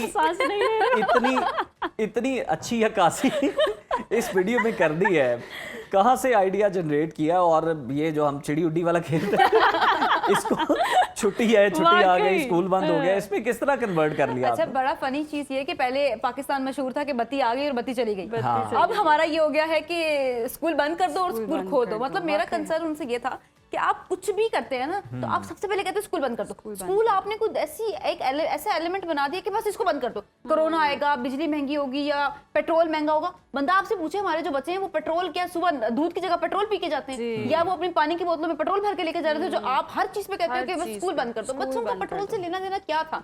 अगर आपको इतना ही मेन था कि भाई पेट्रोल जो है वो बचाना है और स्कूल्स बंद करने तो आप सिनेमास बंद करते, आप शॉपिंग मॉल्स बंद करते, वो आप रेस्टोरेंट्स बंद करते तो रात के 2-2 बजे तक खुले हुए हैं। मतलब वो चीजें जो 14-14 घंटे 16-16 घंटे खुली हैं वो खुली हैं, वो अयाशी की चीजें खुली हैं, लेकिन जो तालीमी चीज है जो बेचारी 8 घंटे के लिए खुली थी आपने इसको जी बंद कर दिया। एक स्कूल्स ना बड़ी एडवर्टाइजमेंट करते होते थे, स्क्रीन टाइम कम करे बच्चों का, स्क्रीन टाइम कम करे, सबसे ज्यादा करा दिया स्क्रीन टाइम, 8 घंटे का जो स्क्रीन टाइम। सुमन, ये तो सारी बातें हैं, इस पे भी डिस्कशन होगी, लेकिन हम तीनों जो यहाँ पे बैठे हैं हम ये सोचते हैं कि हमारा कसूर क्या था, हमारा कसूर क्या था? हमारा तो माएं बहाना भी नहीं मानती। हम तो अब जेलस हो रहे हैं इन बच्चों से, इन को देख देख के हम जेलस हो रहे हैं कि ऑनलाइन क्लासेस वाला भी बहुत आसान और हमारे बच्चे कोई ऐसे शैतान, उनको तो कोई बहाना चाहिए। अब उनको बहाना ये चाहिए कि हमें गैजेट दें, भाई हमारी तो क्लास है और अब क्लास भी नहीं है तो हमें टीचर ने ये बोल दिया और आपने पेट्रोल की मद में पैसे बचाए हैं, लेकिन माँ बाप के लिए माँ बाप अंदाजा लगाइए कि मुश्किल इस तरह से बढ़ गई है। एक घर में अगर फर्ज करें 3-4 बच्चे हैं और ऑनलाइन क्लासेस के लिए तीनों को लैपटॉप चाहिए, तो आप उन्हें वो गैजेट्स भी तो दिलवाएंगे ना, वहाँ पे भी तो खर्चा होगा, इंटरनेट की सहूलत भी होनी चाहिए, वो हर चीज अवेलेबल होनी चाहिए। सारी ऑनलाइन क्लासेस, एक तो पहली चीज तो ये कि अगर आप ऑनलाइन क्लासेस करवा रहे हैं आप फीस कम क्यों नहीं कर, स्कूल्स बंद हैं, बिजली नहीं जा रही, हर चीज बंद है, तो आप उसकी तो एडवांस पैसे ले लिए, तो एडवांस पैसे चलेंगे, रिलैक्सेशन क्यों नहीं दे? सुमन, ये रोना तो हम पहले भी रोते हैं कि 3 महीने की जब छुट्टियां होती हैं, भाई आपकी कौन सी इलेक्ट्रिसिटी का बिल आता है, आप वो भी वालिदैन से फीस और लेते हैं। दूसरी चीज ये कि मैं आपको बड़ा क्लियर कट बता दूं कि भाई बच्चे नहीं पढ़ रहे, पेरेंट्स पढ़ रहे हैं। वो माएं जिनके बच्चे हैं ही ग्रेड 1 में, ग्रेड 2 के, एक तो पहले 4-4 बच्चों को एक साथ इकट्ठे बैठो, बैठने के साथ जो है वो ऑनलाइन क्लासेस में बच्चा क्या पढ़ लेगा, मैक्सिमम कुछ भी नहीं कर सकता, फिर वही सारी चीज पेरेंट्स को देखनी पड़ती है। मेरी इतनी मदद से बात हुई है, यकीन करें वो डिप्रेशन के अंदर चली गई कि भाई सुबह सुबह हम वैसे ही, हमें तो उठना पड़ता है 4 बच्चों के साथ, वही सारी चीजें फिर हमें शाम को खुद पढ़ानी पड़ती है। और अगर वो मदर्स जो सिंपल है, जिनको नहीं आता, वो कहती है फिर हमें एक्स्ट्रा ट्यूशंस रख के देनी पड़ रही है बच्चों को, और फिर वो पढ़ाती हैं। आपको याद होगा लास्ट ईयर मैंने आपको बोला था कि होम स्कूलिंग पैक्स, अपने जो हमने होम स्कूलिंग पैक्स बनाए हैं, वो उसकी क्वांटिटी सबसे ज्यादा हो जाएगी। क्यों? क्योंकि अब पाकिस्तान में जो एजुकेशन सिस्टम है वो अपने आप को मेंटेन नहीं कर पा रहा, वो अपने आप को उस लेवल के ऊपर बरकरार नहीं रख पा रहा। लोगों की तो बाकी कंट्रीज के अंदर तो एजुकेशन सिस्टम आप देखें, लेकिन वो सारी लग्जरीज को कंटिन्यू कर रहे हैं, वो पैसे लेने, हर चीज की मद में पैसे वसूल हो रहे हैं। सबसे ज्यादा इस दफा होम स्कूलिंग पैक बिका है। इतने पेरेंट्स ने होम स्कूलिंग पैक्स लिए हैं। मैंने एक इनके साथ एक कंटेंट शेयर किया है, उसके अंदर केजी क्लास के बच्चे की फीस है 2 लाख और तकरीबन 40,000 रुपया, 2,40,000 रुपया 6 महीने की बच्चे की फीस है। और फिर मैं आपको एक बड़ी सिंपल एग्जांपल दूं, आपको याद होगा, हम इससे रिलेट करते हैं। बचपन में ना जब बहुत बिजली जाती होती थी, यूपीएस चलता होता था, कभी कभी यूपीएस का बैकअप ना खत्म हो जाता था, जब खत्म होने वाला था वो टू टू टू करता था, तो मदर्स हमारी पता है क्या कहती थी कि भाई पहले लग्जरीज बंद करो, मोबाइल बंद करो, टीवी बंद करो, एसी बंद करो, फ्रिज बंद करो, लेकिन लाइट नहीं बंद करनी, क्योंकि ये पढ़ रहे हैं। वो हम गर्मी में पंखे झोल झोल के पढ़ रहे होते थे। क्यों? हमारी मदर्स का पहला कंसर्न ये था कि तालीम पहले है, लेकिन सॉरी टू से हमारी जो गवर्नमेंट है और हम लोगों का पहला कंसर्न एजुकेशन नहीं है, तालीम तो हमारे लिए सबसे 0 फिगर के ऊपर आ गई है कि सबसे पहले जो कुछ बंद करना है ना वो एजुकेशन बंद कर दो। क्यों? बच्चों ने पढ़ना नहीं है, बच्चे क्या पढ़े ना, और एजुकेशन के बाद ऑफिस बंद करा दो। मतलब काम करने वाले काम ना करें, पढ़ने वाले पढ़े ना। सिनेमाज आपके ओपन रहे, प्रोटोकॉल्स हर चीज उनकी ओपन रहे, उनकी प्रमोशंस होते रहे, मॉल चलते रहे, रेस्टोरेंट के ऊपर आप खाना खाते रहे, लेकिन पेरेंट्स को सुकून ना दे और बच्चों को सुकून। अच्छा, बच्चों की सलाहियत उसी तरह साइकोलॉजिकल बच्चों पे कितना इफेक्ट आ रहा है। पहले क्या दिए मोमबत्तियों की रोशनी में बच्चे पढ़ते थे, और कितना बोर्ड के इम्तिहान देना इतना मुश्किल होता था, और बच्चों में बड़ा हेल्दी कंपटीशन था कि मैंने अपने ग्रेड्स इतने लाने हैं, इससे पास होना है या इससे अच्छे नंबर लेने। अब वो कंपटीशन भी नजर, अब तो सोशल मीडिया का कोई दौर है कि मैंने यहाँ कंटेंट बनाना है, इतने व्यूज लेने, इतने फॉलोअर्स लेने, वो ट्रेंड भी खत्म होता जा रहा है बच्चों में भी। देखिए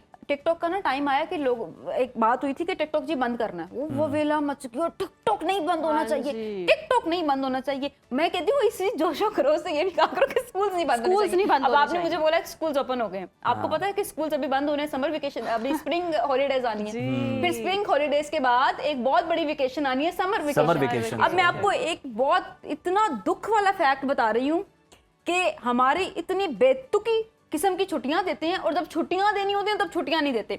रमजान में छुट्टियां नहीं देते, रमजान में तो उल्टा पेपर्स ला के रख देते हैं। अल्लाह के बंदो, हम इस्लामिक कंट्री के अंदर रह रहे हैं, जब छुट्टियां देनी है तब छुट्टियां दो, जब सर्दियां आ जाएंगी ना, धुंधे पड़ेंगी, तब छुट्टियां नहीं देंगे। वो हम ऐसी वीडियोस भी फिर दिखा रहे थे, जब शदीद गर्मी होगी ना, बच्चे असेंबली के अंदर बेहोश हो रहे होंगे। मरहले में से तो मैं भी गुजरा हूं, मतलब एमफिल के पेपर, और एक दिन रमजान में, एक दिन में 2 पेपर, और गर्मी में, इस साल की नहीं बात कर रहा, पिछले सालों की, तो गर्मी के अंदर पेपर, तो भाई वहां पे रिलीफ देना चाहिए, वहां पे रिलीफ नहीं देते। तुक्की किस्म के आपके भाई जो भी ये सिस्टम बना रहे हैं बिल्कुल फारिग बना रहे हैं। आप प्लीज अपना ये सिस्टम चेंज करें। बच्चे जब गर्मी में बेहोश होना शुरू हो जाएंगे ना, फिर छुट्टियां दे देंगे। अभी बारिश हुई है, मौसम अच्छा हुआ, छुट्टियां दे दी। रमजान में मार दिया बच्चों को, पढ़ा के पेपर दिलवा के तब छुट्टियां देनी थी। बच्चे को इस्लाम के बारे में सीखते, को रोजे, वालिदैन भी लटके होते हैं ना कि क्या इबादत करें, हमने तो बच्चे की रूटीन को देखना है। That's so true. लेकिन देखिए हम लोग ये सारी सर्कमस्टांसेस नहीं देख रहे हैं। हम लोग विंटर वेकेशन की छुट्टियां देख रहे हैं, ईदों की छुट्टियां देख रहे हैं, कोरोना की छुट्टियां देख रहे हैं, हर चीज की, बसंत की छुट्टियां हम लोग देख रहे हैं। लेकिन हम लोग एजुकेशन के ऊपर इस सारे मामले के बाद हम बहुत बात करते हैं जी मईशत दुरुस्त समत में गामजन है और जी हमारा कौम का मुस्तकबिल है ये बच्चे, और उन बच्चों पर एफर्ट नहीं हो रही, नफ्सियाती तौर पर भी आप देखें कितना ज्यादा उनका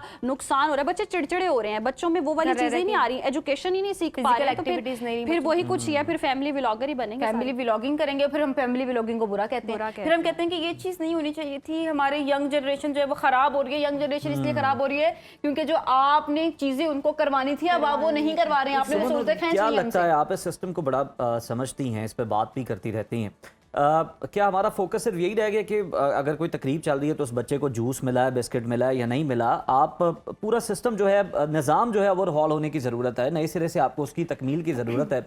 क्यों नहीं कर पा रहे? हमारी तवज्जो जहाँ पर होनी चाहिए वहाँ पर क्यों नहीं है? देखिए मैं ना हमेशा एक बात कहती हूँ कि जो स्कूल, जो ये एजुकेशन सिस्टम चला रहे हैं ना, वो बेसिकली एजुकेशन सिस्टम इसी तरह से चला रहे हैं कि जितना उनको समझ आ रहा है। आप एजुकेशन सिस्टम चलाने के लिए उन बंदों को हायर करें जो एजुकेशन सिस्टम को समझते हैं। आप यकीन करें, ये जब बोर्ड के पेपर्स के डेडलाइंस और एग्जाम्पल्स और चीजें बनाते हैं, मैं कहती हूँ अल्लाह का वास्ता है, इतने टीचर्स फ्री में काम करने के लिए तैयार हैं। आप हमें पैसे भी ना दें, आप हमें फ्री में रख लें, हम आपको बताएंगे कि हम लोगों के दरमियान रहते हैं, हम एजुकेशन सिस्टम के अंदर रह रहे हैं, हम ऑफिस के अंदर नहीं बैठे हैं, हम सिस्टम के अंदर बैठे हैं, हमें पता है कि किस चीज के अंदर जो है वो तब्दीली करने की जरूरत है और किस में नहीं है। अगर मुझे देखिए नॉर्मल मुझे पता चल रहा है कि भाई इतने मसले हैं, मुझे तो ये जो रमजान में इन्होंने पेपर, हर टाइम रमजान के अंदर पेपर लेते हैं, मुझे इसका बहुत ज्यादा दुख होता है कि बच्चों ने रोजे नहीं देखे, वो बेचारे सुबह उठते हैं, बेचारों ने रोजा रखना होता है, जाकर धड़म करके असेंबली के अंदर गिर जाते हैं। आप उनको वो नहीं करवा सकते। तो एजुकेशन सिस्टम तो पूरा ठीक होने की जरूरत है। बट और सबसे ज्यादा तो ये भी हम देखते हैं ना, ये बात होती है कानून सबके लिए एक बराबर, तालीम सबके लिए एक बराबर बिल्कुल भी नहीं। ये वाला फैक्टर कितना ज्यादा खतरनाक है कि हम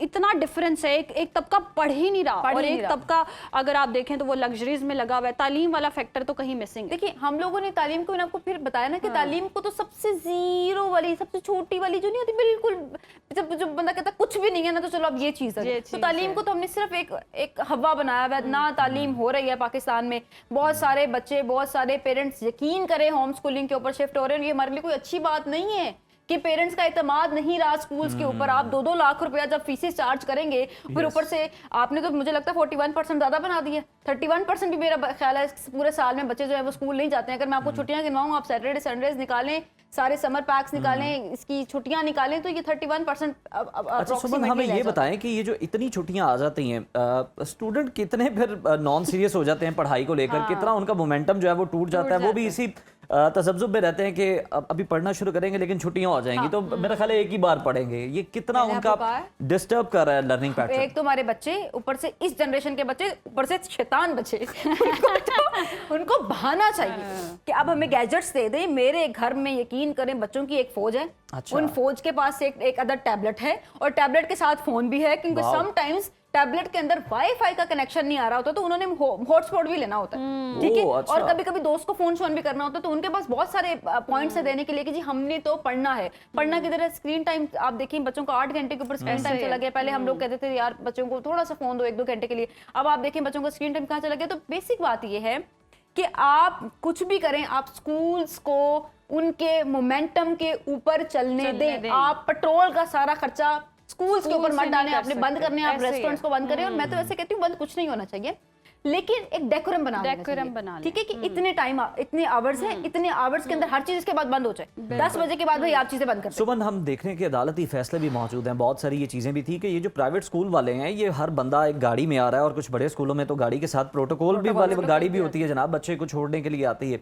तो ये क्यों नहीं बसेस जो हैं वो अपनी रख लेते कि एक ही बस के अंदर सारे बच्चे जो हैं वो आ सकें, ताकि पेट्रोल का खर्चा कम और सड़क पर ट्रैफिक भी कम। देखिए ये एक तो ये बहुत वैलिड पॉइंट है कि प्रोटोकॉल्स जो हैं वो कम नहीं किए जाते हैं। आप प्रोटोकॉल्स को छोड़ें, ये सिलेबस एक जैसा नहीं करते। ये सिलेबस भी एक जैसा नहीं करते। एतजाद बनाया हुआ बच्चों के दरमियान भी कि ये कम वाला सिलेबस है, ये हाई लेवल वाला सिलेबस है, ये उससे हाई लेवल वाला सिलेबस है, हालांकि है कुछ नहीं। ऊपर से चिड़िया तोता मैमा चेंज कर देते हैं फ्रंट बुक का, अंदर सारी चीजें सेम होती हैं। आप कैम्ब्रिज के ऊपर नाम के ऊपर डेकोरेशन कर लें, जो कर लें अदरवाइज चीजें तो वही। आप भी नाउन पढ़ रहे हैं, मैं भी नाउन पढ़ रही हूँ, वो भी नाउन पढ़ रहे हैं, वो आप नाउन बोल दें, उसको नाउन बोल दें, साउंड चेंज कर दें, वो चेंज कर दें, और ड्रेसिंग समथिंग वो यूनिफॉर्म लंच बॉक्स में थोड़ा बता दें ये मेन्यू होना है। अपने बच्चों के अंदर बेसिकली ये डाल दिया है कि छोटा बड़ा क्या होता है। हमारे बच्चों को नहीं पता कि प्रोटोकॉल क्या और छोटा बड़ा क्या है, और अच्छा लंच बॉक्स क्या और बुरा लंच बॉक्स क्या है। ये हम लोग अपने बच्चों के अंदर शुरू से ये चीजें डाल देते हैं, और जब बच्चे छोटे बड़े उसका नहीं है, लेकिन ये है कि महंगा फोन किसके पास है, सस्ता फोन किसके पास है, इस पे रेस चल रही है। एक रैट रेस में 17 प्रो मैक्स की क्या प्राइस चल रही है। मेरे कजन ने मुझे बताया है तो आपके पास 17 प्रो मैक्स नहीं है। मैंने कहा नहीं, बिजनेस करती हैं आपके पास 17 ऐसे ही है, इख्तिजाज सा आ गया, वक्त कम है, लेकिन गुफ्तगू वाकई बहुत ज्यादा इंटरेस्टिंग है और हाईलाइट करने वाली ये बातें हैं सारी। बहुत शुक्रिया सुमन आपके वक्त का। और लंच बॉक्स की बात हो रही है तो कल एक न्यूट्रिशनिस्ट को भी हम बुलाएंगे ताकि वो बच्चों के लंच बॉक्स के हवाले से ही बात कर सके। लेकिन स्कूल जाना है बच्चों ने कल से स्कूल जाना है, लेकिन यस ये वाला फर्क खत्म होना चाहिए। कानून सबके लिए एक बराबर वाला जो नगमा गाते हैं ये लोग, तालीम सबके लिए एक बराबर कर दें और तालीम पर काइंडली फोकस कर लें। फिर आप कहते हैं मुआशरा खराब हो रहा है, मुआशरा खराब हो रहा है। वो सीधा निज़ाम है और बेहतर ये है कि इस निज़ाम को ढाकर नया निज़ाम जो है वो असर नौ तामीर किया जाए। और ऐसे लोगों को जनाब आप शामिल करें जो फ्री ऑफ कॉस्ट आपसे कुछ भी नहीं ले रहे, लेकिन अपनी कीमती तजावीज़ आपको दे सकते हैं, आपको एक सिस्टम बनाने में हेल्प आउट कर सकते हैं। तो ब्यूरोक्रेसी से आप बेशक सारे काम करवाते रहें, इंतज़ामी फैसले करवाते रहें, लेकिन ऐसे लोगों को भी आप शामिल करें जो कि काम को अच्छी तरह समझते हैं, इस फील्ड के अंदर काम कर रहे हैं और बिला मुआवजा आपको वो हेल्प आउट भी करने के लिए तैयार है। उम्मीद है जनाब कोई काम धर लिए जाएंगे, इस तजवीज़ पर भी नोटिस ले लिया जाएगा, नोटिस होगा। अभी वक्त हुआ ब्रेक का, देखते रहिए सुनो पाकिस्तान। एक बार फिर से आपको प्रोग्राम में खुश आमदीद कहते हैं। तालीम की तो बात हो गई, अब कुछ खेल की बात हो जाए। PSL का 11वां मेला सजा हुआ है और आज 7वां मैच इस्लामाबाद यूनाइटेड और पेशावर ज़ल्मी के दरमियान खेला जाएगा। लेकिन अफसोस कि आज हम चौके छक्कों पर कम और PSL से जुड़े तनाज़ात पर ज़्यादा बात करेंगे। नसीम शाह की बात करें जो हमारी बॉलिंग के पोस्टर बॉय हैं, और उनका ट्वीट जी मुतनाज़ हो गया और PCB ने कार्रवाई करते हुए उन पर 2 करोड़ रुपए का भारी जुर्माना आयद किया है। और एक ऐसा हिंसा जो शायद किसी खिलाड़ी की पूरी लीग की कमाई से भी ज़्यादा हो, सिर्फ एक ट्वीट और सेंट्रल कॉन्ट्रैक्ट की शिकें क्या इतनी हसास हैं कि एक स्टार खिलाड़ी को इस तरह कटहरे में खड़ा कर दिया जाए, ये एक बड़ा सवाल है। और बात सिर्फ नसीम शाह तक ही महदूद नहीं रही है, बल्कि फ़खर जमान पर बॉल टेम्परिंग जैसा संगीन इल्ज़ाम और हसन अली की जूनियर खिलाड़ियों के साथ बदतमीज़ी, ये सब इशारा कर रहे हैं कि ड्रेसिंग रूम का जो माहौल है और खिलाड़ियों का असाब पर काबू ख़त्म होता जा रहा है।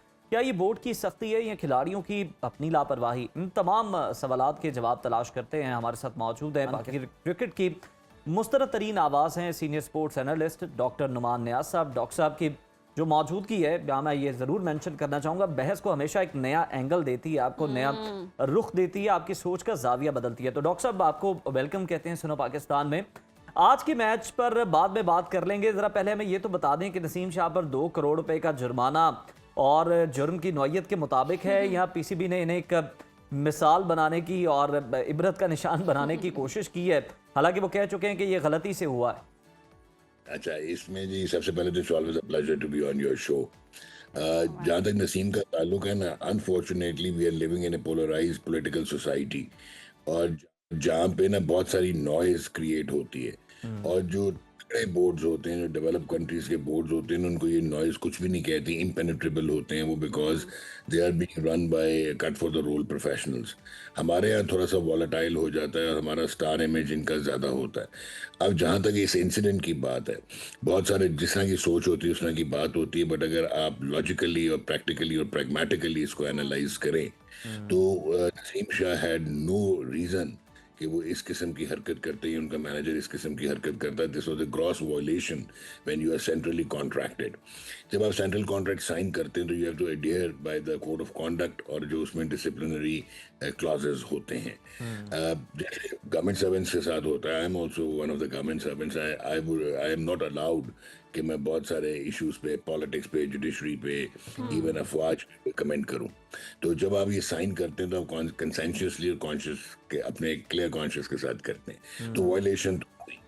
हमने पहले भी देखा था कि वो एक और हमारे ऑलराउंडर आमिर जमाल, उनके 804 पे उन्होंने कैप में लिखा होता था ही वाज पेनलाइज्ड, 1.4 मिलियन उनको फाइन हुआ था।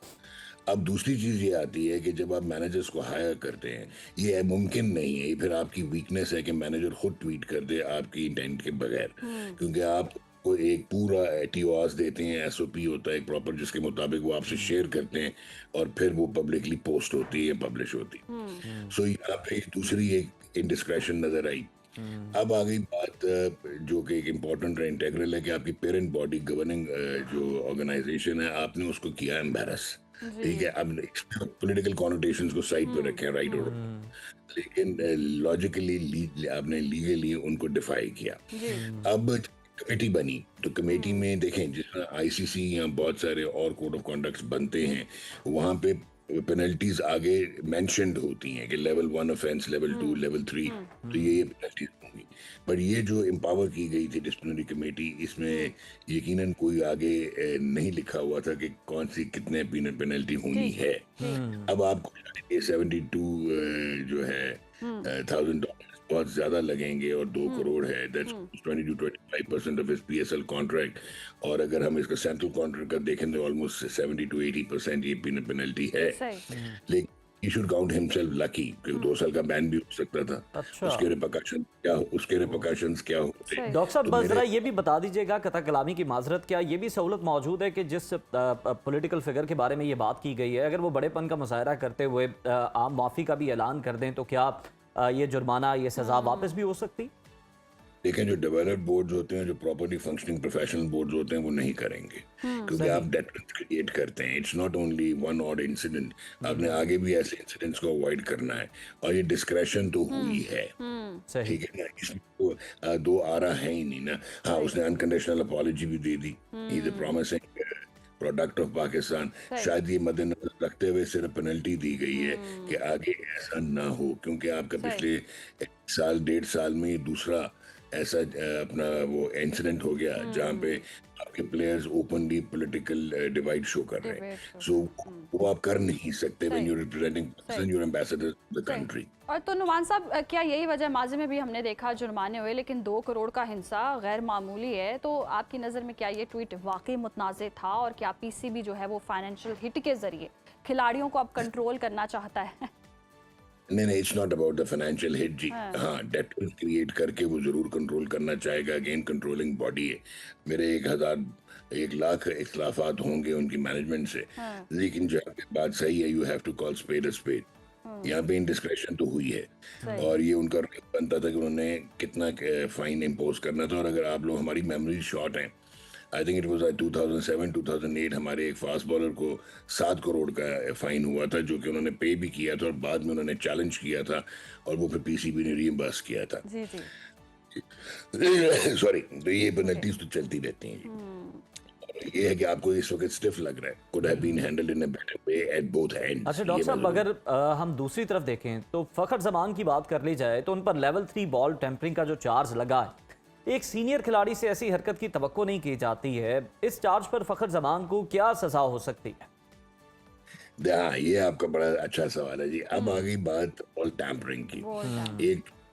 एक तो मुझे ना अजीब सा लगा कि पहला था PSL 11 का एडिशन, जहाँ पे उनके सीईओ ने ओथ लिया था कैप्टन से कि हाई इंटेग्रिटी और हर लिहाज से वो खेलेंगे, और इतनी कंट्रोवर्शियल शायद कोई भी एडिशन नहीं हुआ जितना इसके स्टार्ट में ही PSL 11 की कंट्रोवर्सीज आ गई हैं। अगर जमान वाला जो एपिसोड है ना जी, अब वो डिपेंड करता है, देखें इसका जो PSL भी वही फॉलो करता है जो ICC का कोड है, that is law 41 and sub clause 3, altering condition of the ball. अच्छा, ये है तो बड़ा एज लॉन्ग, ये पूरी दुनिया में हर क्रिकेटर करता रहा है और ये टॉप क्रिकेटर्स ही करते रहे। मैं आपको हैरान कर सकता हूँ, जॉन लीवर से लेके और क्रिस स्प्रिंगल से लेके और एडम परोरी से लेके वसीम अकरम, माइकल एथर्टन, वकार यूनस, अजहर महमूद, सचिन तेंदुलकर, राहुल द्रविड़, ये सारे जो हैं, शाहिद अफरीदी, जिमी एंडरसन, उसके बाद स्टुअर्ट ब्रॉड थे, फाफ डू प्लसी 2 दफ़ा, एक दफ़ा जिपर यूज़ कर रहे थे, वन ऑन फ्लैंडर, और फिर ऑब्वियसली इस तरह के बहुत सारे, आपका ये जो सैंडगेट स्कैंडल हुआ था ऑस्ट्रेलिया, जिसमें कैमरून बैंक्रॉफ्ट थे और डेविड वार्नर थे और स्टीवन स्मिथ थे। अब आप देखेंगे इसकी जो इसमें लेवल 3 लगता है चार्ज, लेवल 3 का मतलब है 4 to 8 डिमेरिट पॉइंट्स और आपको 1 या 2 मैच की पाबंदी आयद कर दी जाती है। वो पाबंदी सस्पेंडेड भी हो सकती है, वो इमीडिएट भी हो सकती है, लेकिन अगर आप दोबारा रिपीट करें तो 1 साल के लिए आपको बाहर किया जा सकता है। अच्छा, आज से 10, 15 या 20 साल पहले इसको एक ऑफेंस लिया जाता था। पहले तो खैर 90s में तो ये डिफाइंड ही नहीं था, इसको बाद में डिफाइन किया गया कि altering the condition of the ball. लेकिन अब जो है, अब इसमें बहुत सीरियसली लिया जाता है और इसको breach of integrity and work ethics कहा जाता है। इसकी वजह से अगर आपको याद हो, जो ऑस्ट्रेलिया का सैंडगेट स्कैंडल हुआ था इन साउथ अफ्रीका, पेनल्टी उनकी एक आधा मैच का बैन ही बनती थी, लेकिन क्रिकेट ऑस्ट्रेलिया ने उनको साल के लिए बैन कर दिया था। कैमरून बैनक्रॉफ्ट का वर्चुअली करियर खत्म हो गया, स्टीवन स्मिथ कप्तानी से हाथ धो बैठे। सो ये डिपेंड करता है कि आप इसको कितना सीरियसली लेते हैं। ये है तो वर्क एथिक्स को डिफाई करने वाली बात, जो कॉन्क्रीट एविडेंस नजर आ रहा है, विजुअल एविडेंस, बिल्कुल बिल्कुल इसको सीरियस लेने की ज़रूरत है। डॉक्टर साहब, और बड़ा ही ज़बरदस्त आपने गुफ्तगू की, और मेरा ख्याल है कि जिसने भी ये नहीं, उसे कोई विकीपीडिया पे जाने की ज़रूरत नहीं है, उसे चैट जीपीटी से पूछने की ज़रूरत नहीं है कि जनाब ये लेवल 3 क्या होता है और बॉल टेम्परिंग कब तक होती रही है। वक्त कम है डॉक्टर साहब, आपका बहुत शुक्रिया। बिल्कुल ऐसे ही, और नोमान साहब का तजिया बिल्कुल नपातुला होता है और बिल्कुल एग्जैक्ट बात होती है। और जिस तरह से हम देख भी रहे हैं, जिस तरह नसीम शाह जो हैं वो अब जद में आ चुके हैं, फ़खर जमान है, ये सारे केसेस जो हैं कहीं ना कहीं एक प्रेशर तो बिल्ड करते हैं। बट येस, वी होप कि खिलाड़ी परफॉर्म भी अच्छा कर सकें। क्रिकेटर से यही उम्मीद की जा सकती है। अफसोस की बात है कि हम परफॉर्मेंस की बजाय तनाज़ात को डिस्कस कर रहे हैं, क्योंकि है ही इतने ज़्यादा। खैर, अभी वक्त हुआ है, अभी आई थिंक इजाज़त लेने का वक्त हो गया। वाह, पता ही नहीं चला टाइम का। नाज़रीन, हमें दीजिए इजाज़त, कल फिर मुलाकात होगी। अल्लाह हाफ़िज़।